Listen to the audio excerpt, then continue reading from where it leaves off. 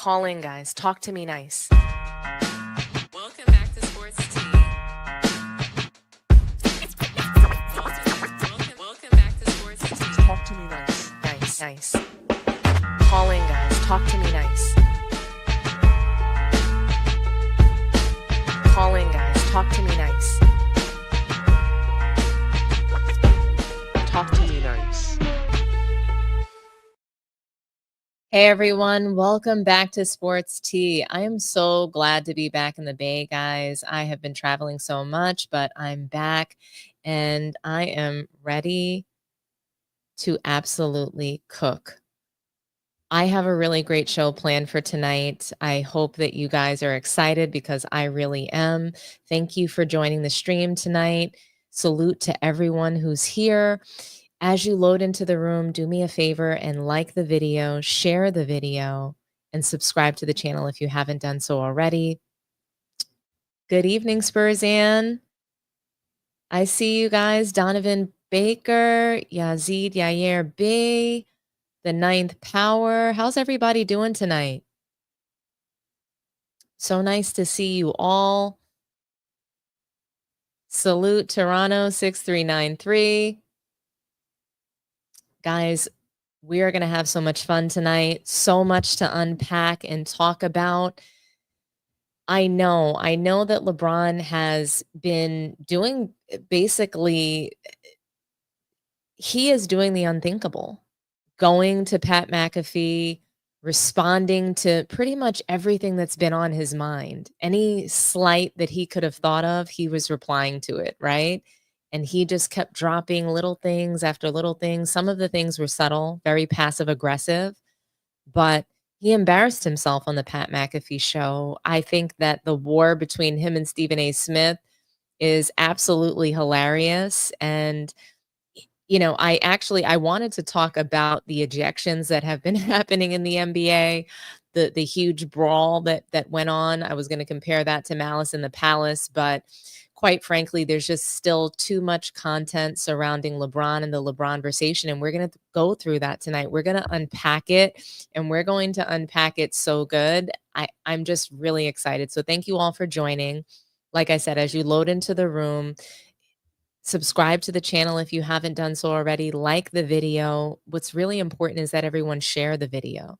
Share the video out on your social media and spread the word about Sports Tea. If you're loving the content and the community, let's continue to build it. So, with that being said, let's get into this Lebronversation again. Okay. I know, like I said, I know that I've covered this to a degree, but I didn't really have a chance to really go in depth with you guys the way I wanted to, just because I was traveling for work. I didn't have all of my equipment, and I really kind of wanted to wait until I got back home, but I didn't want to wait to cover it. So we're going to get into it.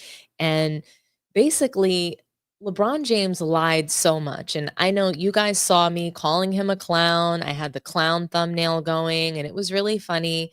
But he lied about so much. And he's on the Pat McAfee show telling everybody that we need to respect every era in the history of the NBA.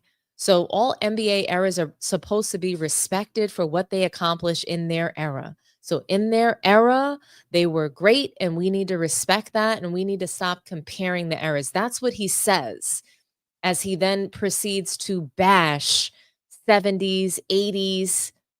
He decides to bash players from the 70s and 80s, Wilt Chamberlain, Jerry West, Elgin Baylor, those guys. And we're going to get into it. I mean, I'm going to play the soundbite from Pat McAfee's show about respecting the eras. So LeBron James says, right? So he says we're supposed to respect the eras, but I haven't seen how he's actually done that. I'm going to go ahead and play this for you guys now, just so that we can take a look back before we unpack. To everything. You know, him dunking from the foul line, massive ordeal, made a whole fucking brand off it. He's flying. Now kids are like dunking from the three-point line in high school. It's like, it's just like the game has evolved so much, I think. But there is like a nostalgia content that takes place with you guys, this modern era. Do you feel that? How do you address that? No, I definitely feel it. And I think, you know, we just have to recognize that evolution is just a part of life, man. Like, you know, shit, you look at the Hummer from the 1970s to the Hummer of today. It's like, you're going to be like, Okay, you might be nostalgic about it. You loved it in the 70s, but do you really want to drive that every day right now in 2025? You're going to get out the car and your goddamn neck and your back is going to be hurting so bad. Like, seriously, you're going to be hurting so bad. You're going to be like, okay, you know what?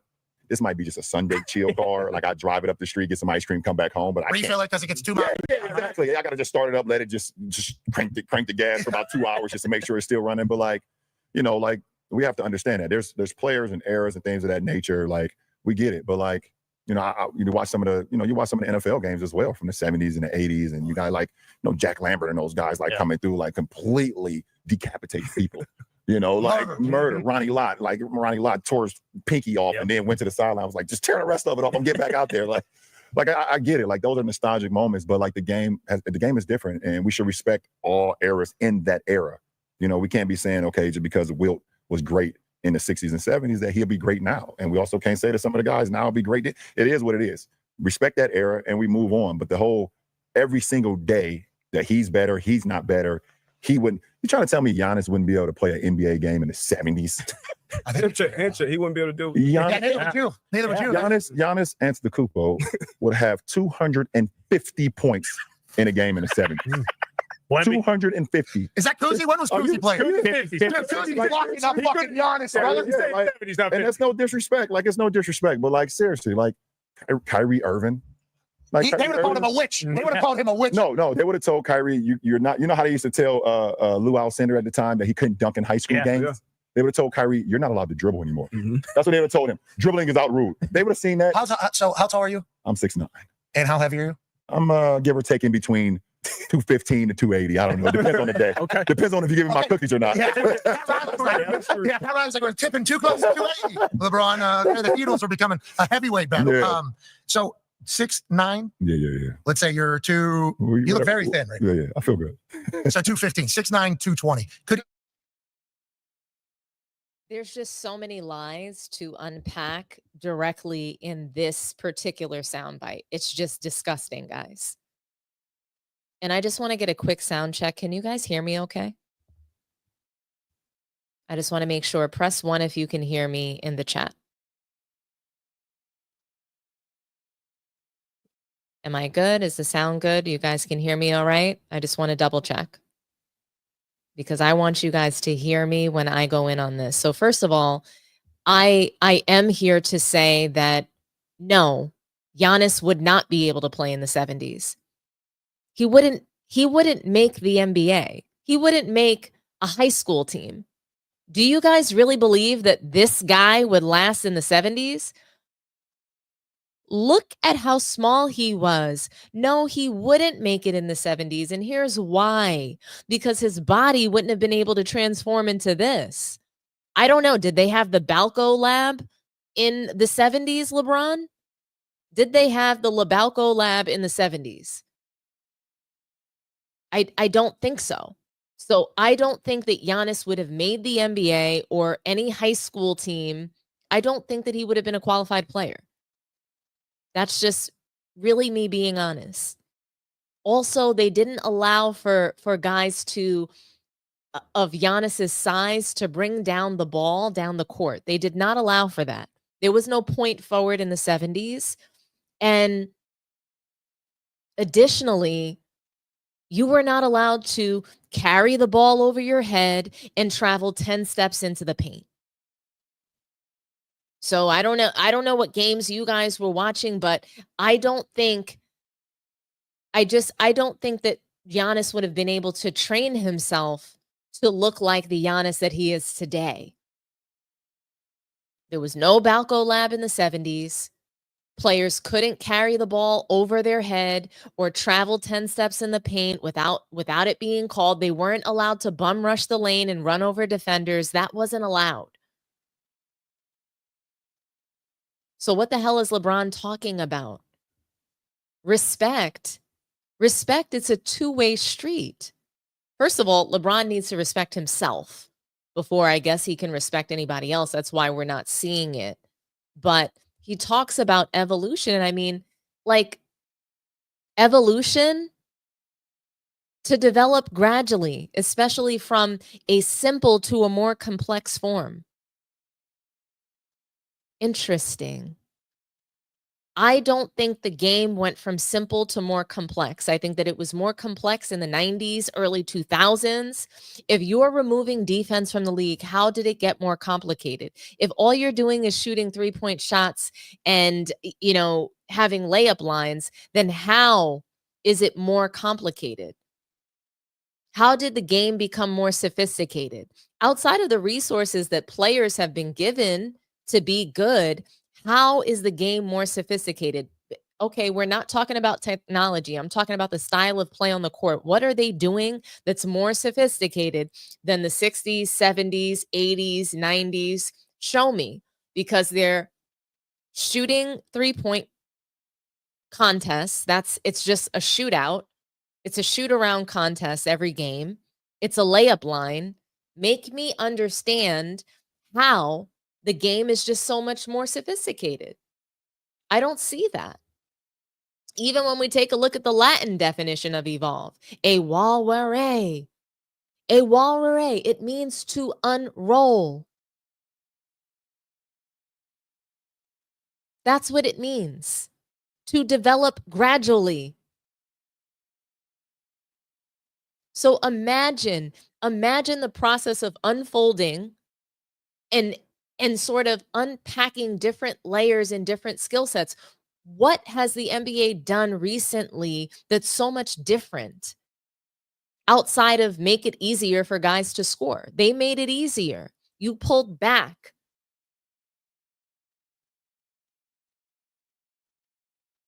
Nothing became more complicated except getting out there on the court to play. It's somehow more complicated to play 82 games than it's ever been. Interesting.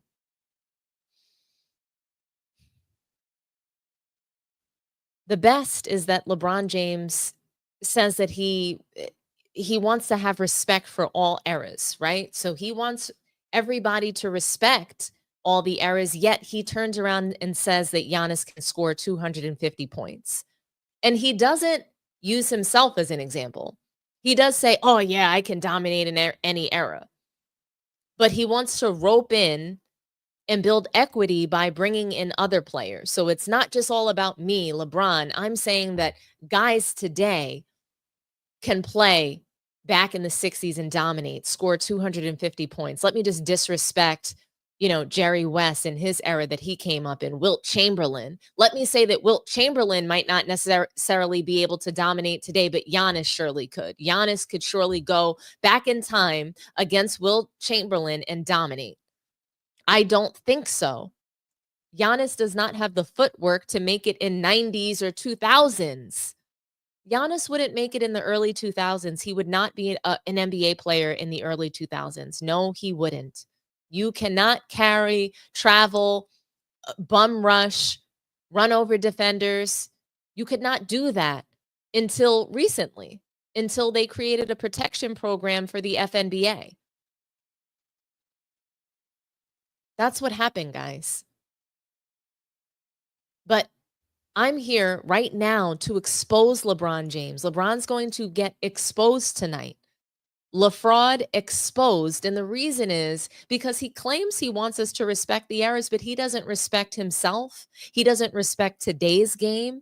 He doesn't show up for it, the All-Star game, and a variety of other games that he just doesn't think is important. He thinks he's too good to show up to a preseason game. He claims he's a good guy. That's why he showed up to support his team. But LeBron James, he'll come into these interviews, and just like Stephen A. Smith said, and other people have said, LeBron James is passive aggressive, and he's a liar. He is a pathological liar. He is a serial liar, and he can't help himself. He can't help himself, so much so that he will go around brainwashing the other players in the league. And guys, he has been so disrespectful to the past eras, even so much so to spread bodacious lies about Wilt Chamberlain, saying that he didn't really score that 100 points. That record of 100 points that he'll never be able to break, and probably nobody ever will. He is going around spreading filth that Wilt Chamberlain never broke that record, that's a lie. It never happened. That's what he's saying. And he's been exposed. You know, what's crazy is that I pulled up YouTube and all of a sudden this really old Too Raw for TV video came out. It had to have been maybe like a year or maybe two old. And I just clicked on it because I love Wilt Chamberlain and he's talking about Wilt. And he says that his record is being questioned, that people actually have the nerve to question his record and that LeBron James is the one. And I thought to myself, how dare he? And my guess is that that video popped in because YouTube and the algorithm is like infiltrating my mind and my thoughts. So things that I'm thinking about, other YouTube content creators have either sort of chatted about or have brought this to light in some sense. So it's just recommending the videos that my mind is thinking of. So I had to come in here and talk about this tonight because LeBron James is a complete disgrace. I think that he is not professional. He has denigrated the professional NBA, the league. He has denigrated the National Basketball Association. He is nothing but he has left a black hole. He's left a dark cloud over what should be a sport that brings us closer together.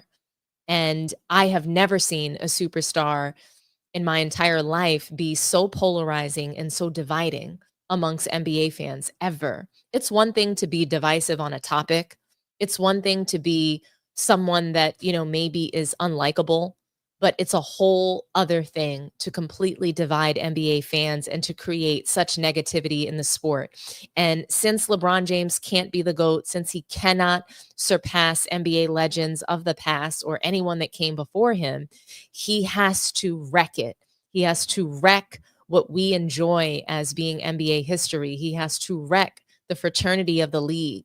And he's trying to make everybody forget the history of the league. He's trying to make people forget the real 23. He's trying to make people forget the NBA legends that are just flat out greater than him. And when he retires, nothing that he has done is going to be greater than Wilt Chamberlain. Sorry. We can take it all the way back. LeBron James is not better than Wilt Chamberlain, and Wilt Chamberlain would dominate today. He'd probably average 100 points in today's league. 7-footer with a mid-range shot. Anyway, I'm not going to bore you with all of my details about Wilt Chamberlain. I'm going to show you guys. I want you guys to see and I want you guys to hear how great Wilt Chamberlain was and how foolish LeBron James is. And I want you guys to hear J.R. Smith exposing LeBron for telling this story about Wilt Chamberlain that's completely untrue, that is a bold-faced lie. He's been telling this and spreading this all over the NBA. He told it to Austin Reeves. Austin Reeves, when he was playing golf, he talked about this and he said the same story conveniently. But J.R. Smith, he's actually foolish enough to throw LeBron under the bus unknowingly. He admitted that LeBron James tells this story and he told it to him. So I'm going to play this for you guys right now.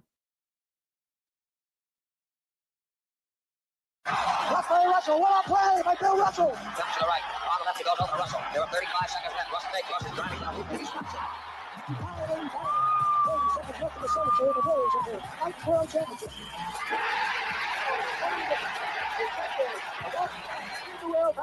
For the fifth consecutive time, for the sixth time in the last 7 years, they have done it again. To me, Bill Russell is the most dominating individual that's ever played the game of basketball. He does everything that's necessary for a fine basketball player. He hooks, he jumps, he shoots, he defends, he rebounds, and gets the ball out. And beyond all that, he's a tremendous team ball player. To me, like, man, Bill Russell couldn't play now. I said, man, get out of my house. Oh, my God. Man, somebody get him out of my house. They'd be crying on the court. I can't shoot. Why won't he let me shoot? You, Michael Jordan, Wilt, you have to pick one person. Who do you pick? Well, you pick Bill Russell. That's right. I was going to say that. That's right. For a reason. He will never distort your defense or your offense. And I play games in my peak. Where I had 6 shots. I could close out the whole front court. The way I play, my team wins. Oh, I love it. I know this story. That's what it is. I won't. That was the most profound statement I probably heard in a long. I will agree because Ernie, if you know about basketball, there's some guys who they distort your offense or they distort your defense. That was one of the smartest things I've ever heard a basketball player say. I mean, that was awesome.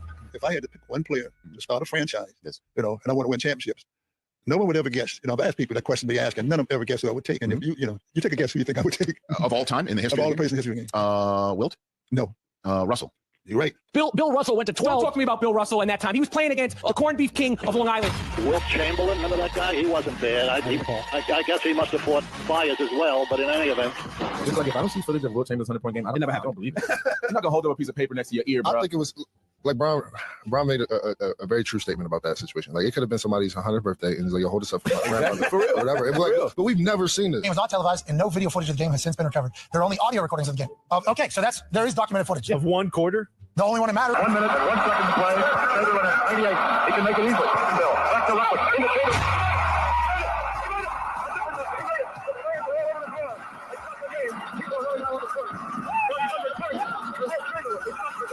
People are shouting, pounding him. The Warriors players are all over him. Fans are coming out of the stands. 46 seconds left. The most amazing scoring performance of all time. 100 points was a big difference. People are all over the court. The cookie pictures, back there for timeout. They're firing on the PA to clear the floor, but it's going to take a few minutes.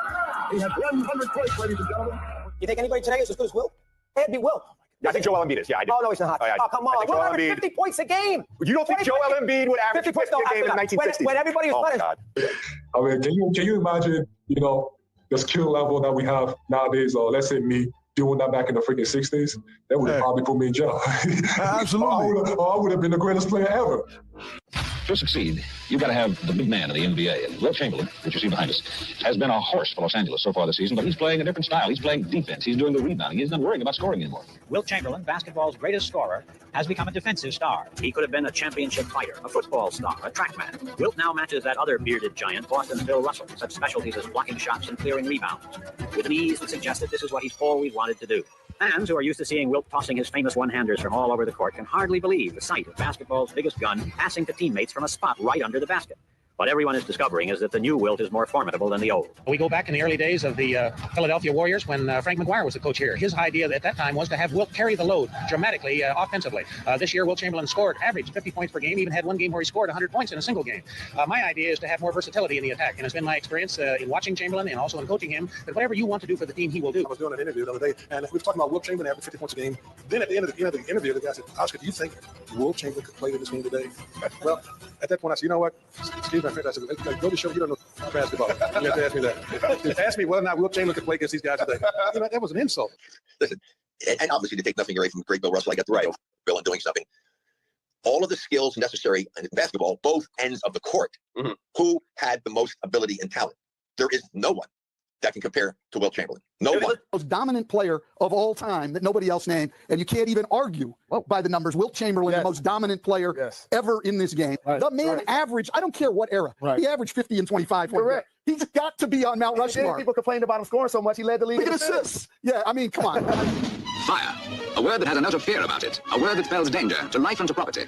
A word that could have even grimmer associations, but for the efficiency and courage of firemen today. We're going to have Elgin Baylor as our halftime feature. He played at two different heights. Inside, he was about 6'10", and so he just overpower you. Out on the floor, he's about 6'1", because he moves so well. That's what I meant by the difference is power and grace, because he could go outside and handle the ball as well as anyone, and inside he was strong as anyone. Still the best, in my judgment, small forward that ever played the game, a guy named Elgin Baylor. The most difficult player I ever played against in the NBA, and it's a man by the name of Elgin Baylor. I'm just watching this, guys. I'm in awe of these players, and this is just a small sample size. And this video goes on, and it continues to just share how great these players were. As you can see, Wilt Chamberlain was one of the greatest athletes to ever grace the earth. He was a 7-footer. He had a beautiful, beautiful fadeaway jumper. Okay, nothing like LeBron James. At 7 feet tall, he had that jumper early in his career. He thought, Wilt Chamberlain thought that it was simple for a 7-footer to shoot close to the rim. And he made it cool for a 7-footer to back away from the rim and to shoot those mid-range shots. And like I said, he had a beautiful shot. He was also very graceful, very athletic, very he was able to impose his will. He was just incredible. And for LeBron James to make any kind of insinuation that he could not dominate in today's league is just absolutely disgusting. For him to say anything negative about a player like Wilt Chamberlain or any guys from that time is just absolutely disgusting. First of all, Wilt Chamberlain is no longer with us. May he rest in peace.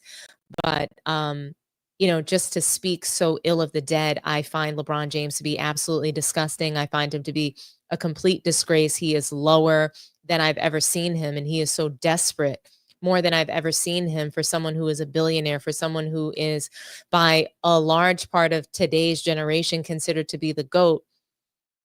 You know, for someone who is just so successful to be so insecure, so hateful, so angry, so mad upon wake up, mad at breakfast. I've just never seen anything like it. LeBron James should be ashamed of himself. He needs to have some respect for his elders and guys that have paved the way for him to make all of the money, for him to be successful. I just can't believe him. He is so ungrateful. The game of basketball has given him so much. He'd have nothing without it. He'd still be on Section 8. He would not have any of this if it weren't for the Wilt Chamberlains, the guys that didn't make any money so that you could, the guys that fought really hard during the civil rights era. That's the era that Wilt Chamberlain and Bill Russell played in. Not LeBron James. He does not know what real struggle is. He does not know what real adversity is. So I'm extremely disappointed in his comments and disgusted by them. And I hope that you guys see that he's just a liar. You watch that video. I don't think that those guys looked bad at all. They were athletic. They could move on the floor. They could handle the ball. They could pass the ball. The passes looked much more complicated than they do today. They look much more complicated than the inbound pass that LeBron threw right into Josh Giddey's hands, turning the ball over at late game. Wilt Chamberlain looked amazing at 30, whatever, jumping, blocking shots in the air the way he was, just ripping the hearts out of players. That's who Wilt Chamberlain was.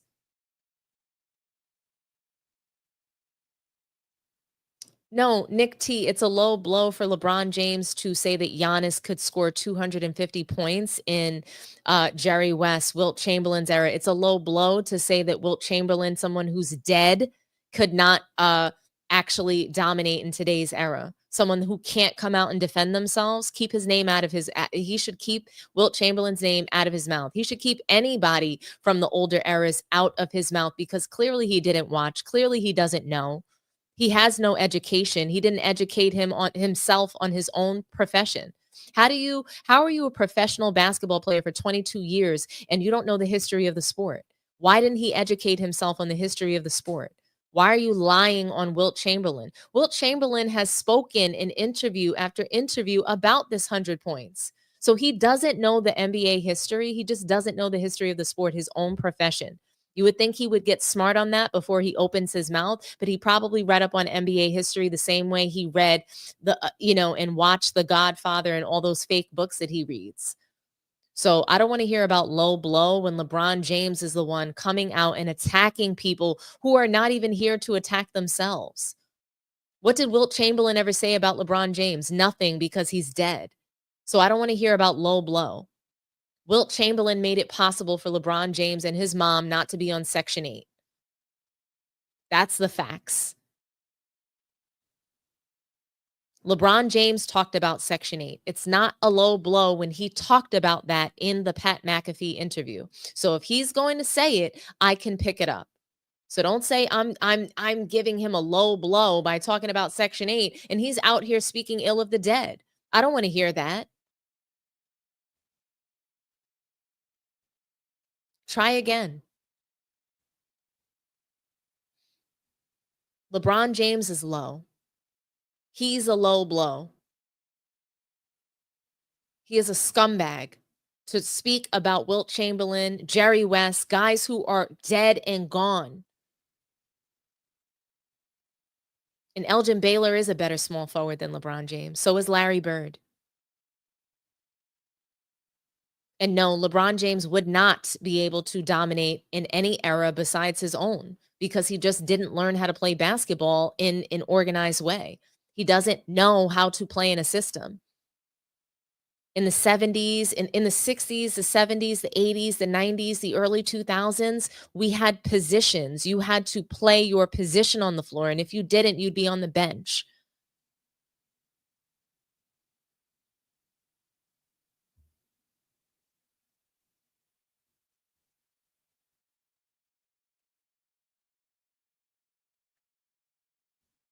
Oh, yeah, Jason, we're going to talk about it. We're going to get into LeBron James's low blow to Brian Windhorst. That was for no reason. Yes, le scumbag. That's exactly who he is.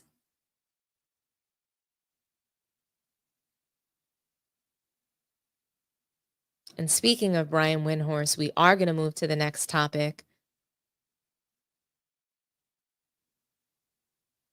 And we are going to talk about Brian Windhorst. We're going to talk about the fact that LeBron James completely betrayed him.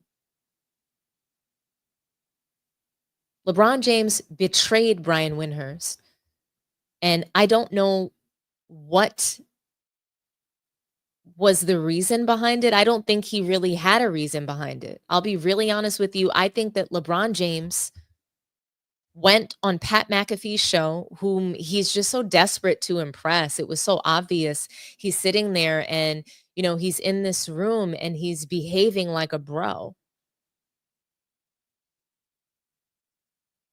Calling Brian Windhorst weird, saying that, you know, that guy acts like he's my best friend or something. He's just a weirdo.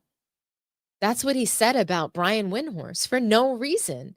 And this is a guy who covered him since he was in high school. And Windy was so classy. He responded to LeBron James. He was just completely unbothered. And I can understand why. He has no real reason to be upset. He's built a career off of LeBron James. So we're going to talk about Windy a little bit. I just think that LeBron James shows his ignorance so much. You know, when he talks about the prior eras and he thinks that it's okay to bash eras as long as it's not the current one that he's in. You know, somehow he would dominate in Wilt Chamberlain's era, but Wilt Chamberlain wouldn't dominate in his. It's just LeBron James shows his ignorance at every turn. And like I said, it's clear that he never did his homework. It's clear that his whole family hasn't had, less than 12 months of college education. So he just says anything. Yeah, I mean, LeBron James never worked on his own game worth a damn to play in a system and to ensure that every player on the court has had a role to play besides catch and shoot and protect him on defense. I mean, LeBron is a joke. And even just pretending that Michael Jordan is competing with him is laughable. The amount of lies he's told during the Lebronversation has been absolutely ridiculous. And he emphasizes that he wants us to respect the eras, but he turns around and disrespects Wilt, Jerry West, Elgin Baylor, Bill Russell, and every other forefather of the game that paved the way for him. So, but as you guys know, the one person that's never tried to expose LeBron for his lies, for all of his shortcomings, you know who's always been so loyal to LeBron James, has admired him his whole career and has never said a bad word against him. That is Brian Windhorst. That's Brian Windhorst. And LeBron goes on the Pat McAfee show with this score to settle with Stephen A. Smith. And perhaps Windy caught a stray because he's on First Take now and works with Stephen A. Maybe that's the problem. You know, if you guys have another idea, let me know. But he pretty much went on the Pat McAfee show and decided to, for absolutely no reason, call Brian Windhorst weird and said that he thinks he's his best friend, but yet he's a weirdo. So then he said in the past, if anybody knows me, it's Windy. So why would he turn on Brian Windhorst like that? Why would he betray him? Seriously. LeBron is just spitting in the face of those who have been loyal supporters. The media, the La Media. Brian Windhorst has been part of the La Media, and he's just turned on him. I want to play for you guys some sound of what Brian Windhorst said. He kept it very, very classy, and I want to. We'll talk about what you guys think. I'll also read some comments, but here's what Windy had to say. You brought up the name LeBron. There was some comments made by LeBron yesterday on the Pat McAfee show. Any reaction to that? The floor is yours. LeBron, LeBron doesn't owe me anything. I owe him a lot. He has been a great friend to my hometown and my alma mater. That I would stand on. Anything else I would never say or never stand on. So just know, Chris, that I met LeBron 25 years ago. Mm-hmm. And my understanding of LeBron and where people stand in his life has been crystal clear for a long time. Fair enough. Just out of curiosity, do you still have a working relationship with him? Whenever I need to talk to him, he's always been available. I think LeBron's, he's probably, there's no way to chart this, he's probably given more interviews than any other professional athlete, at least star player, professional athlete. Are you saying to you specifically? No, to just in general, to the media. Yeah. If you think about playing for 22 years and the amount of times he's been available to the media and the amount of press conferences that he's done and the days where he's done 2. I mean, there were days early in his career where he did 3 press conferences a day. So availability and willingness to speak to the media has LeBron doesn't owe anybody anything on that regard. All right, fair enough. All right, Wendy, 10 games. Before I react to this, I do really want to read the $4.99 super chat from Sports Facts. Salute to you, Sports Facts. Thank you for the $4.99 super chat. Wilt was bigger, stronger, athletic, skilled than Giannis. If Embiid can score 73, that's Wilt can get 100, especially against today's Laker team. I'm here for it. I'm with you on that. I don't think that any guys today would dominate in Wilt Chamberlain's era. I'm just being very honest with you. But just to react to Brian Windhorst and what he said, I mean, he says it. I've always known where I stood with LeBron. Pretty much he is saying that he knows he was never some important figure to LeBron. He never thought that they were friends, but he finds him to be just, an important sports hero to his hometown, to his high school. And I can respect that. And he says, hey, LeBron James doesn't owe me anything. I owe him. He shaped my career. If it were not for LeBron, I would not be on ESPN and have any of these other platforms. So I applaud Brian Windhorst for taking the high road, because that's what he did. He took the high road. And even with LeBron James attacking him, essentially bullying him, he has decided to take the high road and continue to be loyal to LeBron James. And it could be out of fear, because LeBron James is so powerful. Maybe he could get him fired from ESPN, or who knows. But Brian Windhorst decided, hey, I'm not going to stoop down to this level. I'm not going to meet LeBron James where he's at. I'm going to rise above, because I'm better than that. And I don't need to have this interaction. It's unnecessary. I think Brian Windhorst is the epitome of class in this situation. And it's interesting, because when this all first went down, I thought to myself that everyone was coming out to defend Windhorst because of his complexion. I thought, well, when it happens to Whitey, we all have to come out and defend. But then I thought to myself, I said to myself, Brian Windhorst has just been a really nice guy to LeBron. He's really nice. He's been covering him since he was in high school. And Brian Windhorst, he never mentioned anything about LeBron's mom before he left the Cavs the first time. He never brought up Delonte West. He never spoke on LeBron supposedly having to be sedated in 2010. He never beat up LeBron about the 2011 finals, even though that's what he deserved. Instead, he props up LeBron James and he protects him. This whole time he has protected him. LeBron has betrayed one of the guys that has always had his back. And honestly, I just think LeBron wanted to look cool and he wanted to be a bro on Pat McAfee's show because he's never fit into those circles. LeBron's a billionaire now. So he wants to pander to certain groups and people of certain backgrounds. And that's what he's doing. He didn't seem like a brother on that show. He didn't seem like one to me.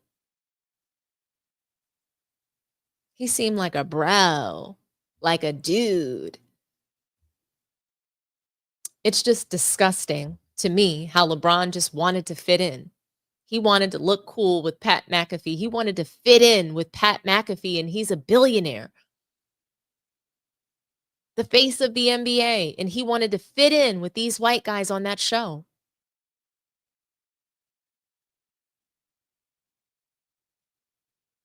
LeBron James looked like he couldn't wait to sit up there and act like a goddamn coon on national TV. He sounded like a bro. Yeah, bro, he's just weird.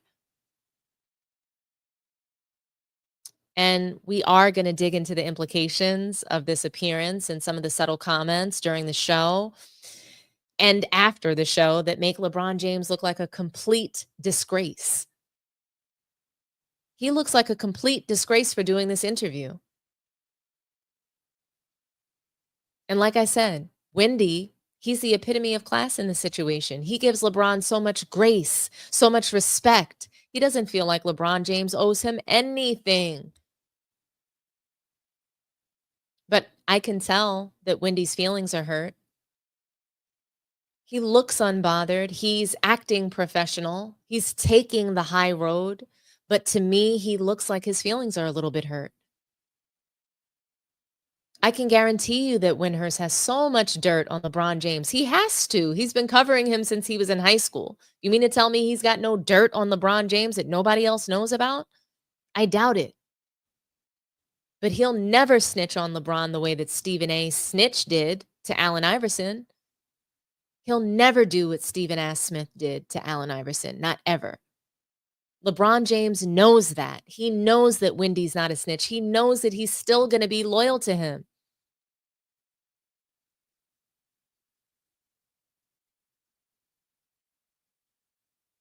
That's what bullies do. They pick people that they can beat up. They pick people that won't fight back. They pick people that are not going to retaliate against them.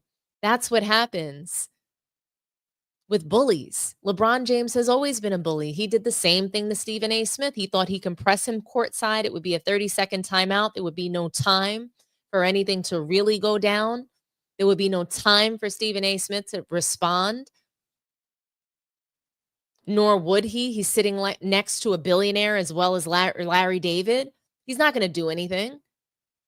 But LeBron James knew that. And that's what bullies do. He picked on Stephen A. Smith. He's picking on Brian Windhorst because he's not going to fight back.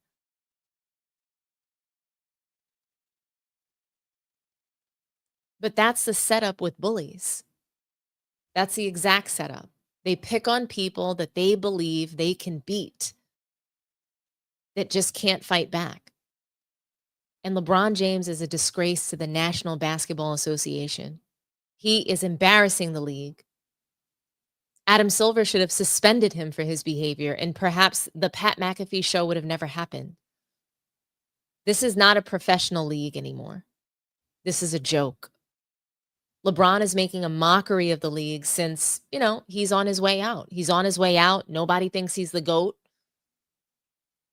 He can't run the league anymore. He can't even run the Lakers. He can't even run his own damn team. So he wants to wreck it. And I said it before, Nikki Barnes said it the best. The king gon' sing. The king gonna sing. If I can't run it, I'm gonna wreck it. That's what happened with when the council turned their backs on Nicky Barnes when he was in jail, when Guy Fisher was sleeping with his mistress, when his other coke dealer was sleeping with his own wife. He went ahead and he snitched on everybody. He couldn't run it from behind bars. He couldn't run it anymore. He was gone. He was out of the game. So he decided to wreck it. And LeBron James, that's exactly what he's doing. He's about to be out of the game, so he's got to wreck it because he's not going to have the legacy that he wants.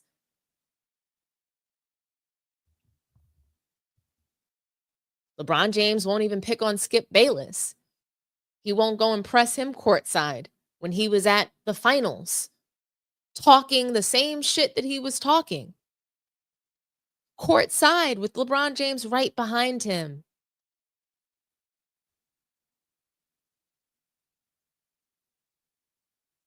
Salute to Ticket TV. He brought that up. We can't forget these things. We can't forget that Skip Bayless was right there, right in front of LeBron James on the court, and he did nothing. He never pressed anybody about anything. Do you know how many people talked about Bronny? Okay, you want to say it's about his son. So yeah, that's why he didn't do anything in the past. Okay. Charles Barkley talked about Bronny. Dave Portnoy talked about Bronny. Think about how many people that were not Stephen A. Smith, that were not Black, that talked about Bronny James. Doug Gottlieb talked about Bronny. So many people, they called him a Make-A-Wish kid. I don't see LeBron going up to them. I don't see him pressing them. I don't see him waking up mad at breakfast about these people.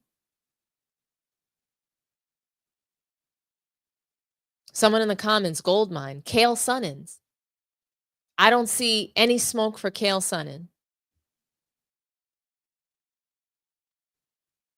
Nothing at all.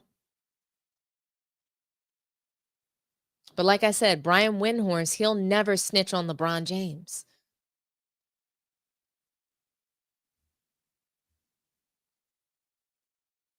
LeBron is making a complete joke of this league. He has left the league in a much worse position than what he's gotten it in. He's leaving the league in worse shape. And Adam Silver's allowing it.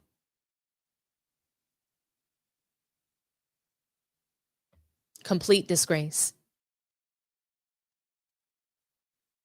Now, we talked about the Lebronversation some more. We talked about Brian Windhorst and how LeBron James is bullying him essentially and anybody else that he thinks he can beat.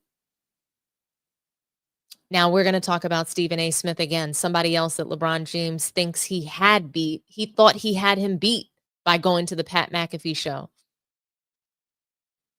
No. LeBron James is losing in this, and he's going to continue to lose because the media is going to completely turn on LeBron James. And that brings me to my next topic, Stephen A. Smith, who is completely waging a war against LeBron James. And he is bringing his media friends along. He's not just going to take this lying down. He has started a smear campaign against LeBron James. He's planting seeds and narratives, and he's sprinkling them, and he's causing the rest of the media to hate LeBron James. And this is only going to get worse from here. It's only going to get worse, guys. I want to play for you some sound from First Take where they are obliterating LeBron James. They're doing it in an aggressive manner. They're doing it in a passive-aggressive manner, but there's just so much to unpack here. So I'm going to play the first sound bite for you, and this one is of Kendrick Perkins. He's complaining about the way that LeBron James wants to be covered. They're commenting on LeBron James' complaints on the Pat McAfee show about how the league is being covered. And they are taking great exception to this. So I'm going to go ahead and play this for you now. Wendy, I love you to death, but stop it. LeBron James needs to stop. He needs to stop. I'm so sick of him with this, how the league is covered. because he wanted to be covered a certain way that he wants it to be covered. See, again, this is what it comes down to with LeBron. And I'm a big LeBron fan. I've been knowing LeBron since 1998, literally, 1998. The problem that I have is, one, everything that comes out of LeBron James' mouth ain't the damn gospel. Number two, we're in 2025. It's a different era. Damn it, you have to adjust. But here's the thing. The coverage of the NBA, in my opinion, has been the same since I've arrived in the NBA, since I grew up as a youngster watching the NBA. Magic Johnson, was he not criticized? Kobe Bryant, was he not criticized? Michael Jordan, was he not criticized? Allen Iverson, he was criticized. So, like, in today's game, these players are so sensitive that it just don't make any damn sense. When I think about my boy Kevin Garnett and what he told me in 2008, 2009, Kevin Garnett was out. He was hurt. He hurt his knee. He was out for majority of the season. Rondo, he had elevated his game to another level. All of a sudden, Doc Rivers, he started running post-ups for me and things to that nature. And I remember KG telling me something.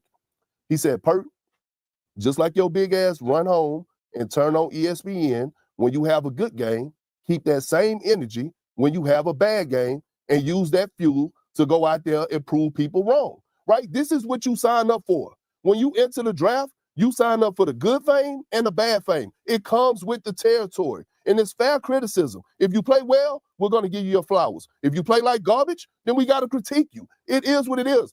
I am a Shaqtin' a Fool legend.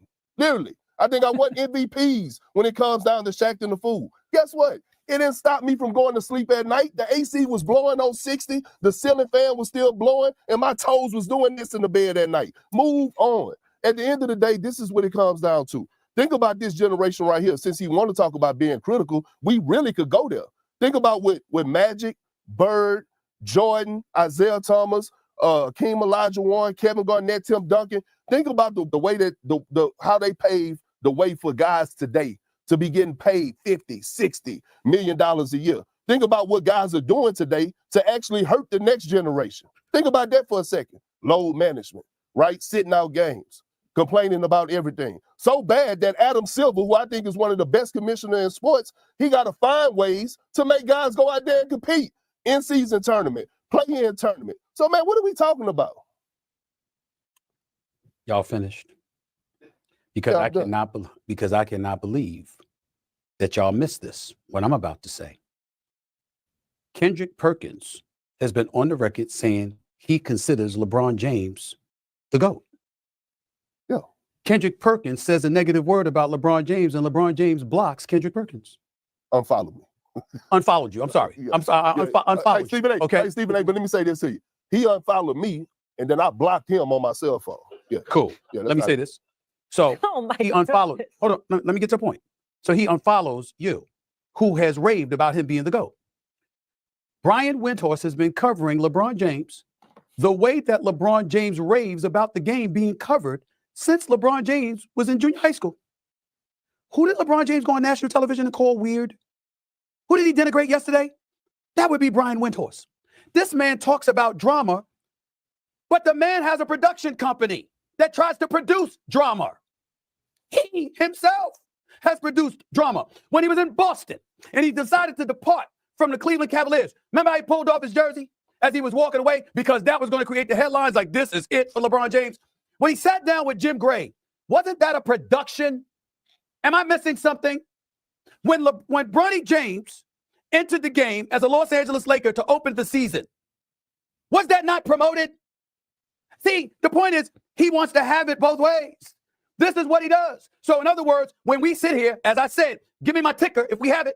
Great father, great husband, great philanthropist, great director, great producer. Great businessman, great husband, great everything. We've said all of these things.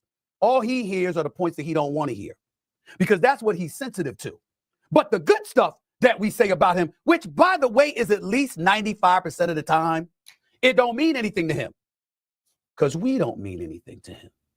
And as a result, here you are, you have your platform. And, we bring up the podcast and the Mind Your Game with Steve Nash. We keep forgetting that the previous Mind Your Game podcast was with the present head coach who replaced the former head coach that you wanted out, but you didn't say so publicly, but it ended up him being gone. And all of it, but that had nothing. That was a production too.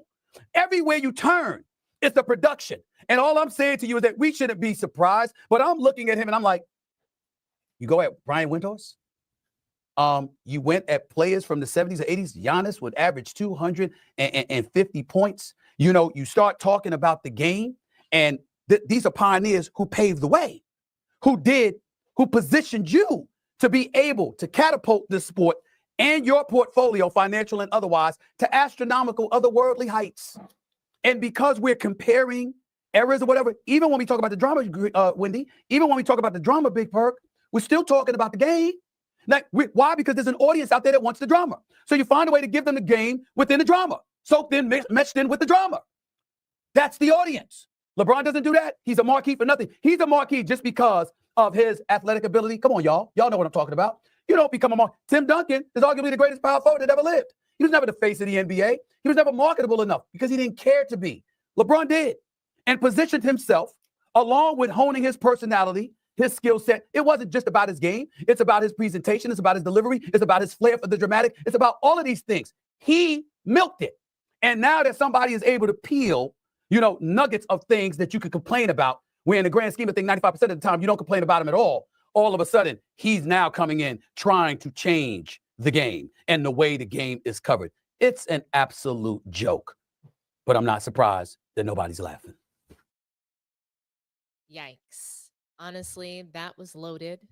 And Stephen A. Smith is gloves off. He's going scorched earth on LeBron, and he is going, I don't know if you guys noticed this, but he's setting the stage and he's riling up his cohorts. He is riling up Kendrick Perkins. They are on a tear. They realize that LeBron James is effectively trying to ruin the traditional media. He's trying to stomp them out. He has his own media company. He's trying to reshape how basketball is spoken about. He wants only his voice and the voice, I guess, of Steve Nash to be heard for his Mind the Game podcast, which we're going to get into that. Brian Windhorst actually, you know, as classy as he's been during this first take segment, he says something a little bit passive aggressive. And I think that this was his way of defending himself, or at least saying something about LeBron that wasn't, oh, I love LeBron. He's my best friend. He did the best for NBA and he's a great father, husband, blah, blah, blah. So I think he's trying to speak some truth about LeBron here without disrespecting him, but he wants to give his opinion. So I'm going to play this soundbite for you as well. I would like to remind the audience of this. The same dude that LeBron James called weird and said what he said on the Pat McAfee show as it pertains to Wendy is the same dude he once sat up on a podium and said, there's nobody in the business that knows me better than Wendy, who's been covering me since junior high school. That's the guy that turned around and slighted Brian Windhorst yesterday on national television. And that's the guy, Stephen A. Smith, that is just trying to get everybody riled up about it. He recognizes that Brian Windhorst is this nice guy, this white guy that never did anything wrong to LeBron James, and LeBron James is coming to bully him. So he wants people to feel sympathy for Windhorst. He's trying to build equity, and he's trying to stomp LeBron James out by getting the rest of his media pals to attack him for this. He wants people to feel bad for Wendy. He wants Wendy to be LeBron James's victim so bad. And he's trying to get everybody to hate LeBron James for this. Hey, that's the guy that thinks he's the GOAT. This is the guy that bullied Brian Windhorst. That's him. I'm going to point him out in a crowd full of people.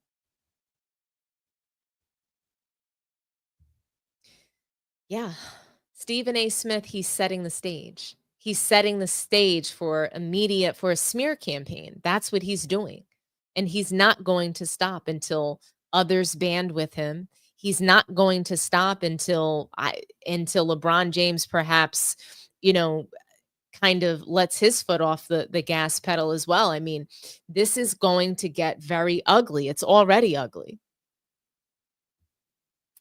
But Brian Windhorst responds to Stephen A. Smith trying to make him into a victim. And he's trying to say, like, look, I can punch back a little bit. So here's what he has to say. Hey, Actually, no. Let me see. That era. Nope, that one is not it. Anyway, Brian Windhorst basically says that he's not going to accept that LeBron James is not aware, that he's not aware of what he's done. He says that LeBron James is pretty much a guy who he can call plays. He's very aware of what's going on the court, and he's very aware of what's happening in the media and how the media views him and what he's doing, and he chooses to go in another direction. And Brian Windhorst is saying that he's never going to accept that LeBron James didn't know or he wasn't aware. So I thought that that was pretty cheeky on his half. That was a way for him to sort of stand up for himself. He wasn't being disrespectful. He was still very professional, but he was just letting people know that LeBron James isn't low. He's not low at all. We see you. You're not hiding. We see what you're doing. Everybody knows. We all know that you're savvy with the media and what goes on and how you're going to push narratives and et cetera. But I want to read some comments from you guys because the next topic that we get into is super loaded. And yes, I'm going to take phone calls at the end. I want you guys to call in at the end of the show and share your thoughts. I'm going to read some comments in the meantime. I think this is a good break to do that. We have another super chat from Sports Facts. Salute to you, Sports Facts, for the $4.99 super chat. LeBron has been pouring gas on the NBA for the last 12 years, but this year he is lighting the fire, burning it to ashes. Yes, because he can't run the league. A new generation is going to take over. He's salty about that. He can't eclipse the previous generations and anything that they've ever done. So he's salty about that. So let me just ruin everything for everyone. That's his line of thinking. And it's just awful. It's selfish. It's destructive. It's somebody who's not deserving of being in the NBA and having this opportunity and being the face of the league. Complete disgrace.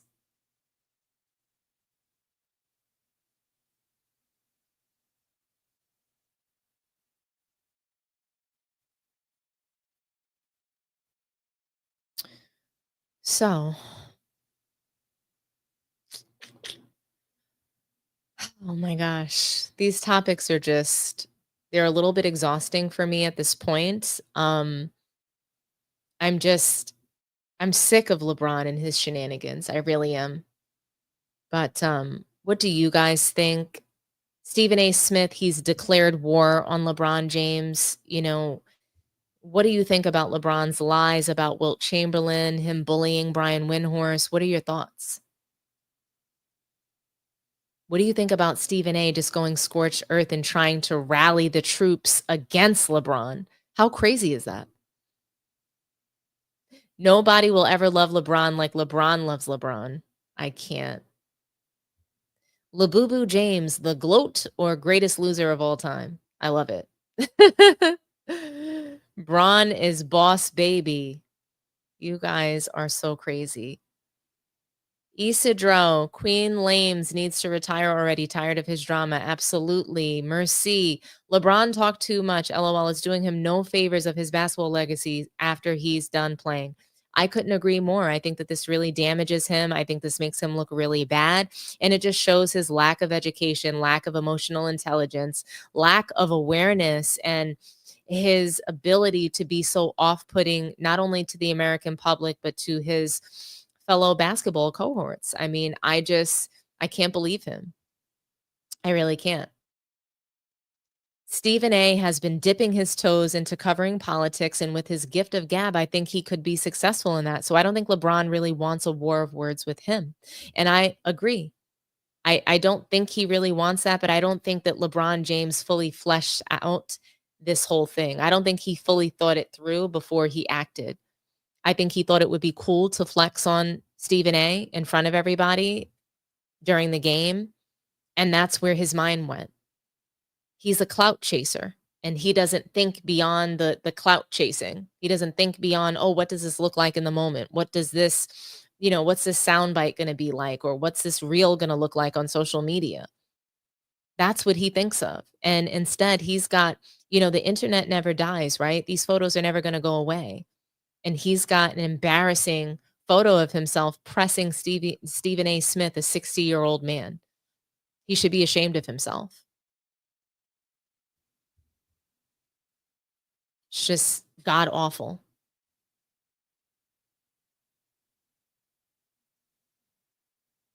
Dominique, emotional equity. What would you name this soap opera?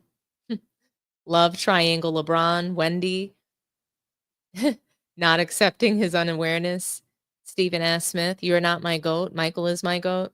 I'm not sure. Honestly, this soap opera could have a variety of names, but yeah, LeBron James is definitely, he's something else, and he's giving us a lot of content, that's for sure. LeBron James has not dominated any part of his 22 years in the NBA. I mean, you could say that again. He isn't dominant. I don't consider him to be a dominant player. Stephen A. Smith was caught lying about LeBron. So here's the thing about Stephen A. Smith and the supposed lie that he told. Is there footage of LeBron James being at Kobe Bryant's funeral service? I don't see it. Are there any pictures of him being there? And look, if he was there, fine. There's no evidence he wasn't there, right? But I think that Stephen A. misspoke, not lied. So he didn't rush to say that he wasn't at Kobe Bryant's memorial. He didn't go to the jersey retirement. He didn't go to the statue unveiling of Kobe Bryant either. So LeBron James did miss those things, and those are Kobe Bryant memoriams. That's in memoriam of Kobe Bryant. So I don't understand why it's a lie for Stephen A. to say that. He said he didn't go to Kobe Bryant's memorial service. So yes, that implies the funeral, but I know what he meant. He meant the jersey retirement. He meant the statue unveiling. LeBron James had no business missing those things. I'm sorry. There's just things you don't miss, and that's one of them. You also don't miss Dwayne Wade's Hall of Fame induction either, but he did. Why? Because LeBron James is selfish. And I don't believe that him and Dwayne Wade are friends at all. I don't believe him and Carmelo Anthony are friends either. And that's why he didn't go on any of their podcasts. He didn't choose Dwayne Wade. He didn't choose Draymond Green. People that he considers his friends, right? And that brings me to the next topic. The Mind the Game podcast, guys. LeBron James has gotten another season, so he's going to be into season 2 of Mind the Game. And of course, JJ Redface can't do it with him. JJ Ridiculous isn't going to be able to be there because LeBron James has gotten him moved up. He's moved up in the world from professional podcaster to head coach in the NBA of the Los Angeles Lakers, one of the most storied franchises in the NBA. So yeah, LeBron James will be doing the second season of Mind the Game with Steve Nash, which I think is quite rich, right? And what's funny is LeBron James, he went to the Pat McAfee show to talk about these things. He announced it there, which I thought was really interesting. And I don't know if you guys have noticed, but every time LeBron James talks to the media, makes himself available for a podcast, a TV show, it's always with a host who's white. Every time. He went to, recently, he even did the Kelsey Brothers podcast. Interesting. When he started the Mind the Game originally, he went with JJ Redick. Right? Isn't that interesting to you guys? It's really funny to me. And Kendrick Perkins seems to take great displeasure in LeBron James working and choosing Steve Nash and all of the white people that he's chosen to work with, because none of them are people of color, people that are his friends that he could have helped lift and reach back and lift up, people who are qualified.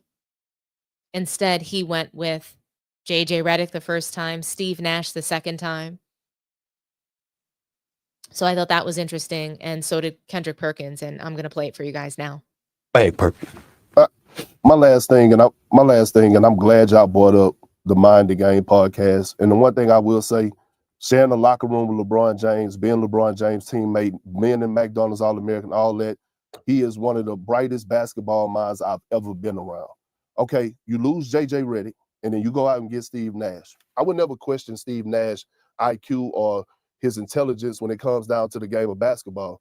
But Richard Jefferson just got hired as on our A team to cover the NBA Finals. He's smart as hell. Shannon Fry, who won the championship with LeBron James, who does NBA TV, he's intelligent as hell. Phil Handy, who LeBron James won 2 championships with, who's now doing his own thing, he's intelligent as hell. Hell, Draymond Green. Well, I know Draymond Green ruffled the feathers, but no one could ever question his basketball mind or his basketball IQ. He's smart as hell. So what I'm getting at is, why none of those guys, LeBron? These are your guys. Why none of those guys are on mind in the game? And I'll leave it at that. And so will I.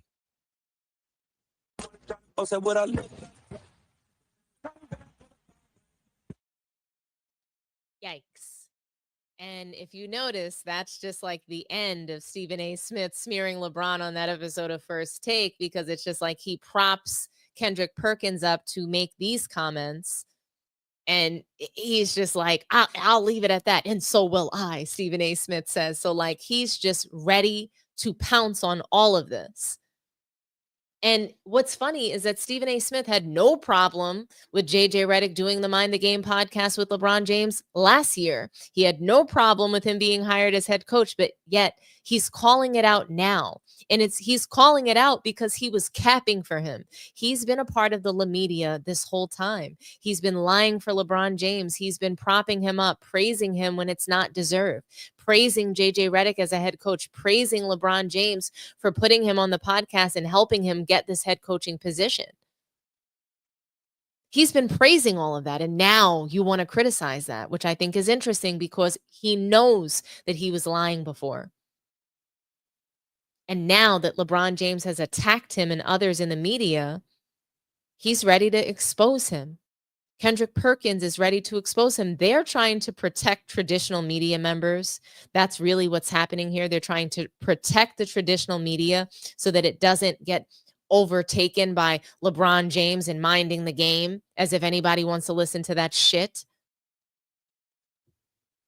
Mind the game. Did they even talk about the game? All I heard was a bunch of lies about, narratives that LeBron James wanted to debunk, lying about the 2011 finals, saying that he needed help.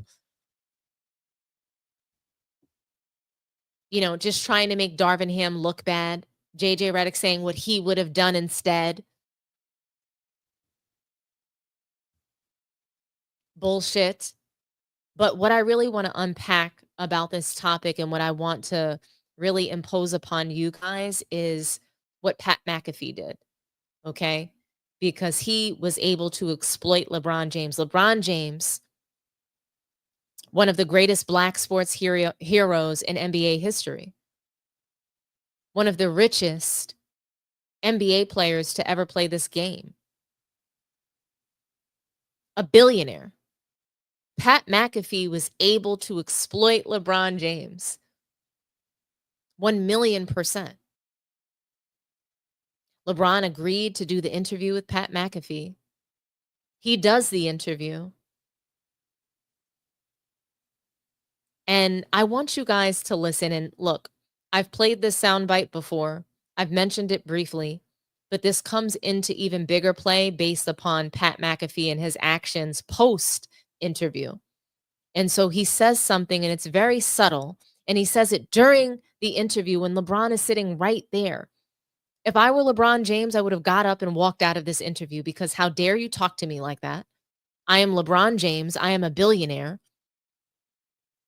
I am one of the greatest athletes to ever grace your presence, and you have the nerve to talk to me like this.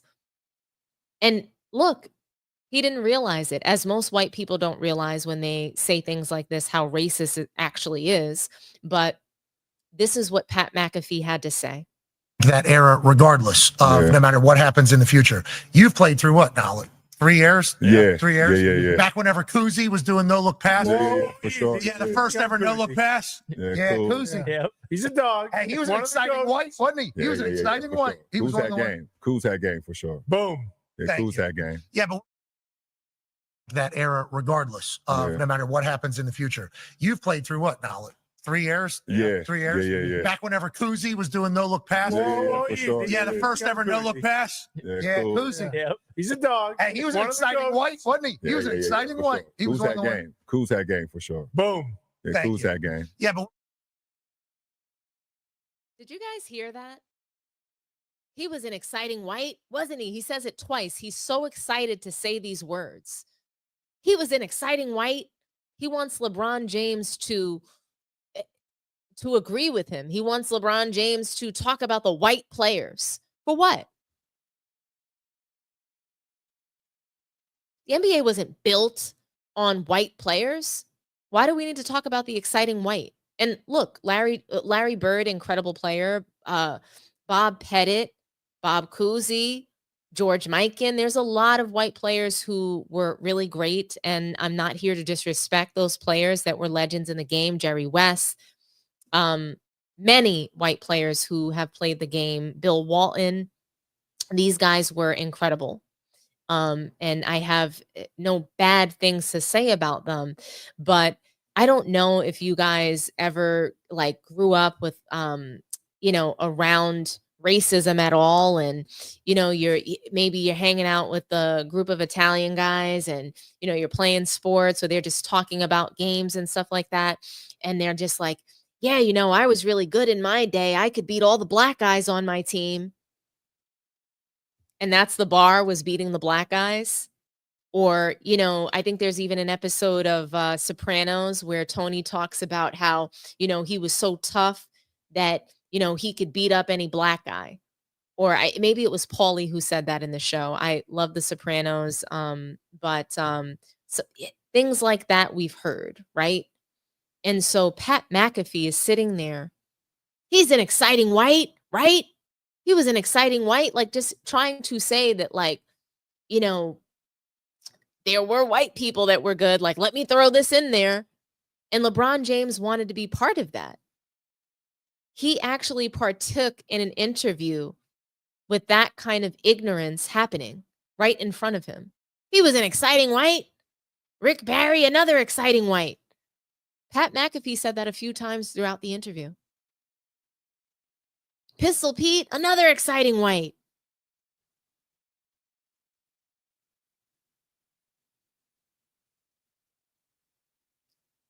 I couldn't be LeBron James and allow for somebody to sit there and talk to me like that. He was just exploiting LeBron. And I know you guys don't want to believe me. I know. I'm trying to make something about race. I'm not race baiting. I'm not making it about race. And I'm going to tell you why. Pat McAfee, after the interview, goes ahead and posts this on X. Good morning, beautiful people. I still can't believe LeBron had a conversation with a white guy the other day.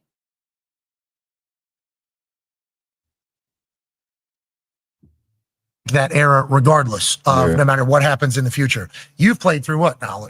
3 years? Yeah. 3 years? Yeah. Back whenever Cousy was doing no-look pass. For sure. The first ever no-look pass. Cool. Cousy. Yep. He's a dog. Hey, he was an exciting white, wasn't he? He was an exciting for white. Sure. He was Coos on had the game. Coos had game for sure. Boom. Yeah, Thank Coos you. had game. Yeah, but LeBron James is a disgrace. He doesn't even realize what's happening. He doesn't even realize that Pat McAfee is building equity by using his interview. Using the fact that LeBron spoke to a white guy. What kind of tweet is that? How inappropriate is that? ESPN should have fired Pat McAfee, but he gets to say whatever he wants. He should have been fired from tweeting that. What do you mean LeBron had a conversation with a white guy? He's been having them with his coach, with the players on his team. How dare you? I can't believe that LeBron James had a conversation with the white guy. He's been talking to the white man. He's been doing this. He had a whole conversation with the Kelsey brothers on their podcast. He had multiple conversations for 8 episodes last season of Mind the Game with JJ Redick.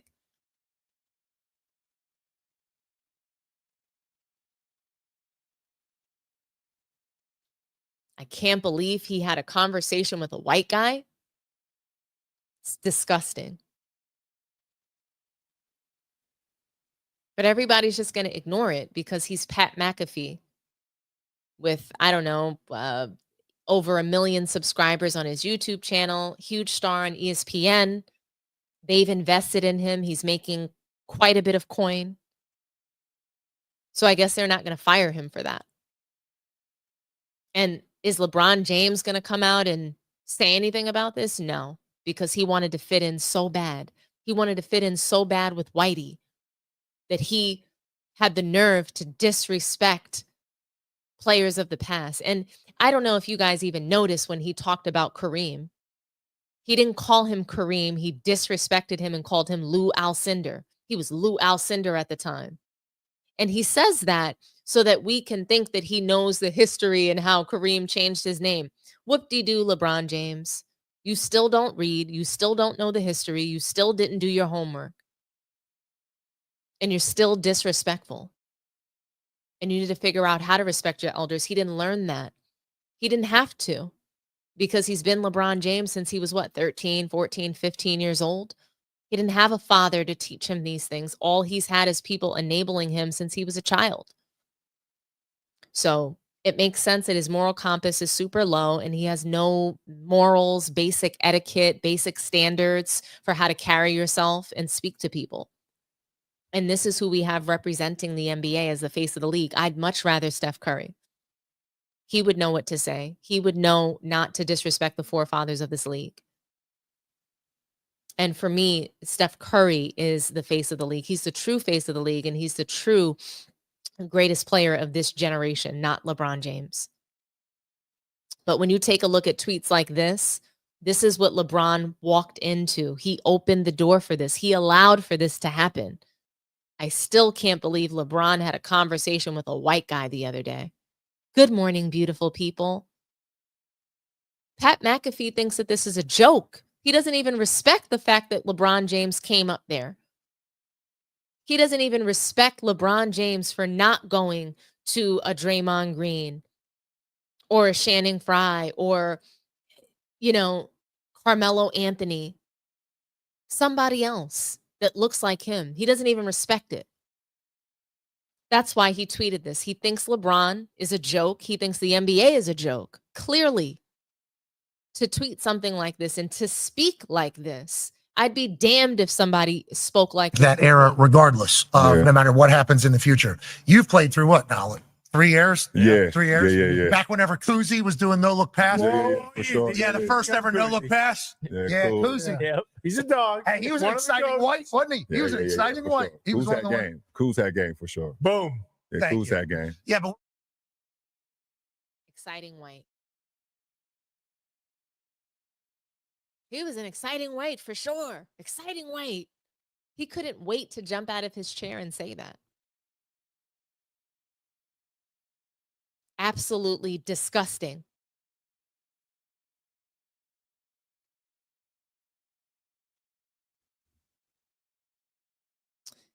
Yet LeBron James wants to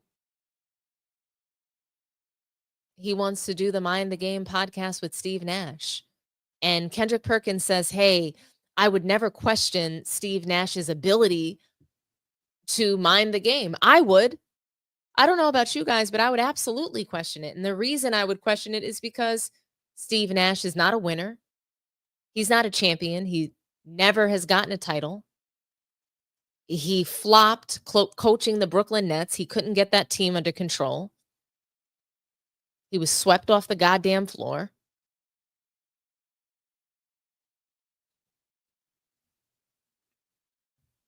He can't coach superstars. I don't care about how Steve Nash minds the game, and I don't want to hear anything about it. I really don't. Steve Nash was boring as an NBA player, and he's boring now. I don't want to hear him on a podcast.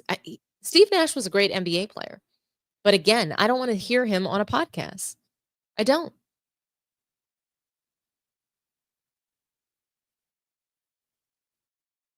LeBron James has consistently taken jobs away from folks who were more qualified that were Black. And I'll be honest with you guys, I know the reason. So early in my career, I'll never forget when I graduated college, I went into investment banking and I was the only female on my team. And guess what? I felt really, really special by that. I wasn't the only Black person in my group, but I was the only woman. And I felt that there was a lot of power in that. And I did rise quickly because of that. And I felt like, wow, I'm the only woman here. And I couldn't imagine another woman joining the team. And I was young. I was 22 years old. And this was the mindset that I had. I had a fixed mindset. I didn't have a growth mindset. And it wasn't until I went on to another job when I realized what that was like, that line of thinking that I could be the only one, because there was someone else that had that line of thinking and they treated me poorly and they tried to sabotage me at work because they were no longer the only woman on the team. They were no longer the only Black woman on the team. And sometimes minorities, we go into a place where there's just only room for one. There can only be one woman. There can only be one gay. There can only be one Black person. There can only be, one special of different kind of person. And it's horrible. Honestly, it's a horrible line of thinking. And I think that LeBron James has that line of thinking. He wants to be the only Black sports hero in the room. He wants to be the only Black one in the room. Because he doesn't want, he thinks that if someone else Black is sitting across from him on the Mind the Game podcast, that somehow that diminishes him. Somehow that makes him look bad because he's not the only one. And this is oftentimes how LeBron James tries to qualify himself. I mean, he's even saying he's the only one. People in this era, we're the only era that can go back and dominate. Those guys can't move forward in the future and dominate, but we can go back. Only I can be the face of the league. Nobody wanted the face of the league title, just me. Only I can do this.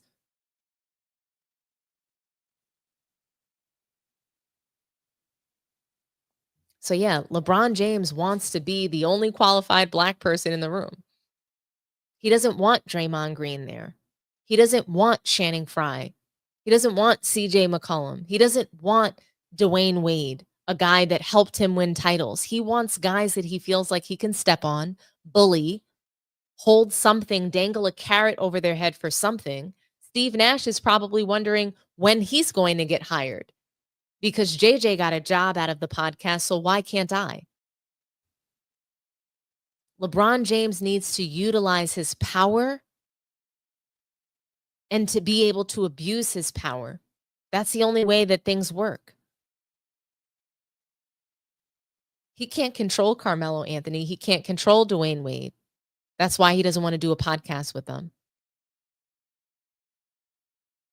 He has to be not only the only Black person in the room, he has to be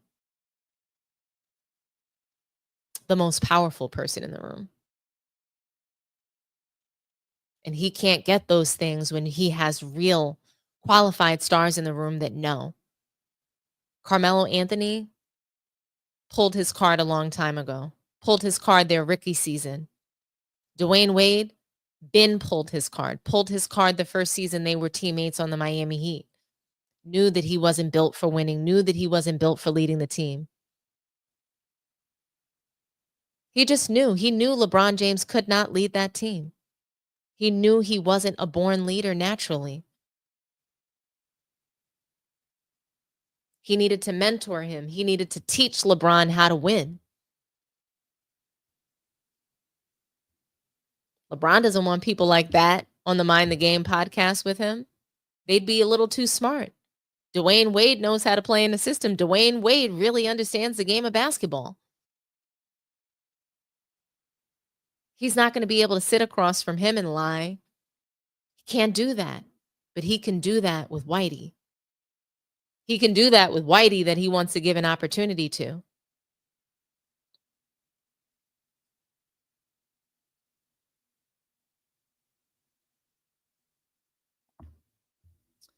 LeBron James took jobs from Darvin Ham.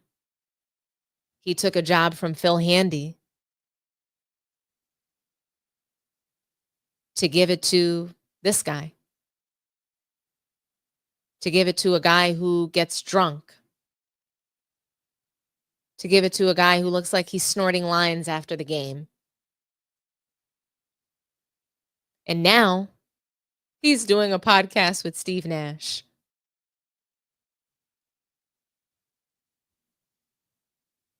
I just wonder, guys, like, seriously, I really want to know. Who's going to tell Steve Nash? Who's going to tell Steve Nash that this job really doesn't belong to him? Who's going to tell him? Who's going to tell Steve Nash that he took one of those black jobs? Who's going to tell him that the job he's currently seeking might just be one of those black jobs, those black jobs, one of those black jobs, those black jobs, one of those black jobs, those black jobs, one of those. Who's going to tell him that the job might be one of those black jobs? I'm here to do my black job. I'm here to do my black job. Those black jobs, one of those. Who's going to tell him that the job might be one of those black jobs? Attorney General. Might be one of those black jobs. Vice President. Might be one of those black jobs.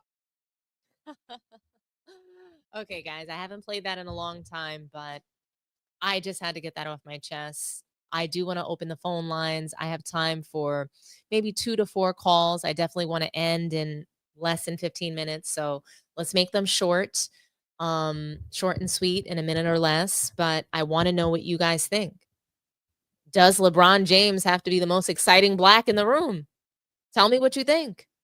Call in on any topic, really and truly, if you want to talk about Stephen A. Smith and his smear campaign of LeBron James, if you want to talk about how he's been bullying Brian Windhorst, if you want to talk about him lying about Wilt Chamberlain, call in, talk to me nice. I want to hear from you guys. I'll read some comments in the meantime. Let's see.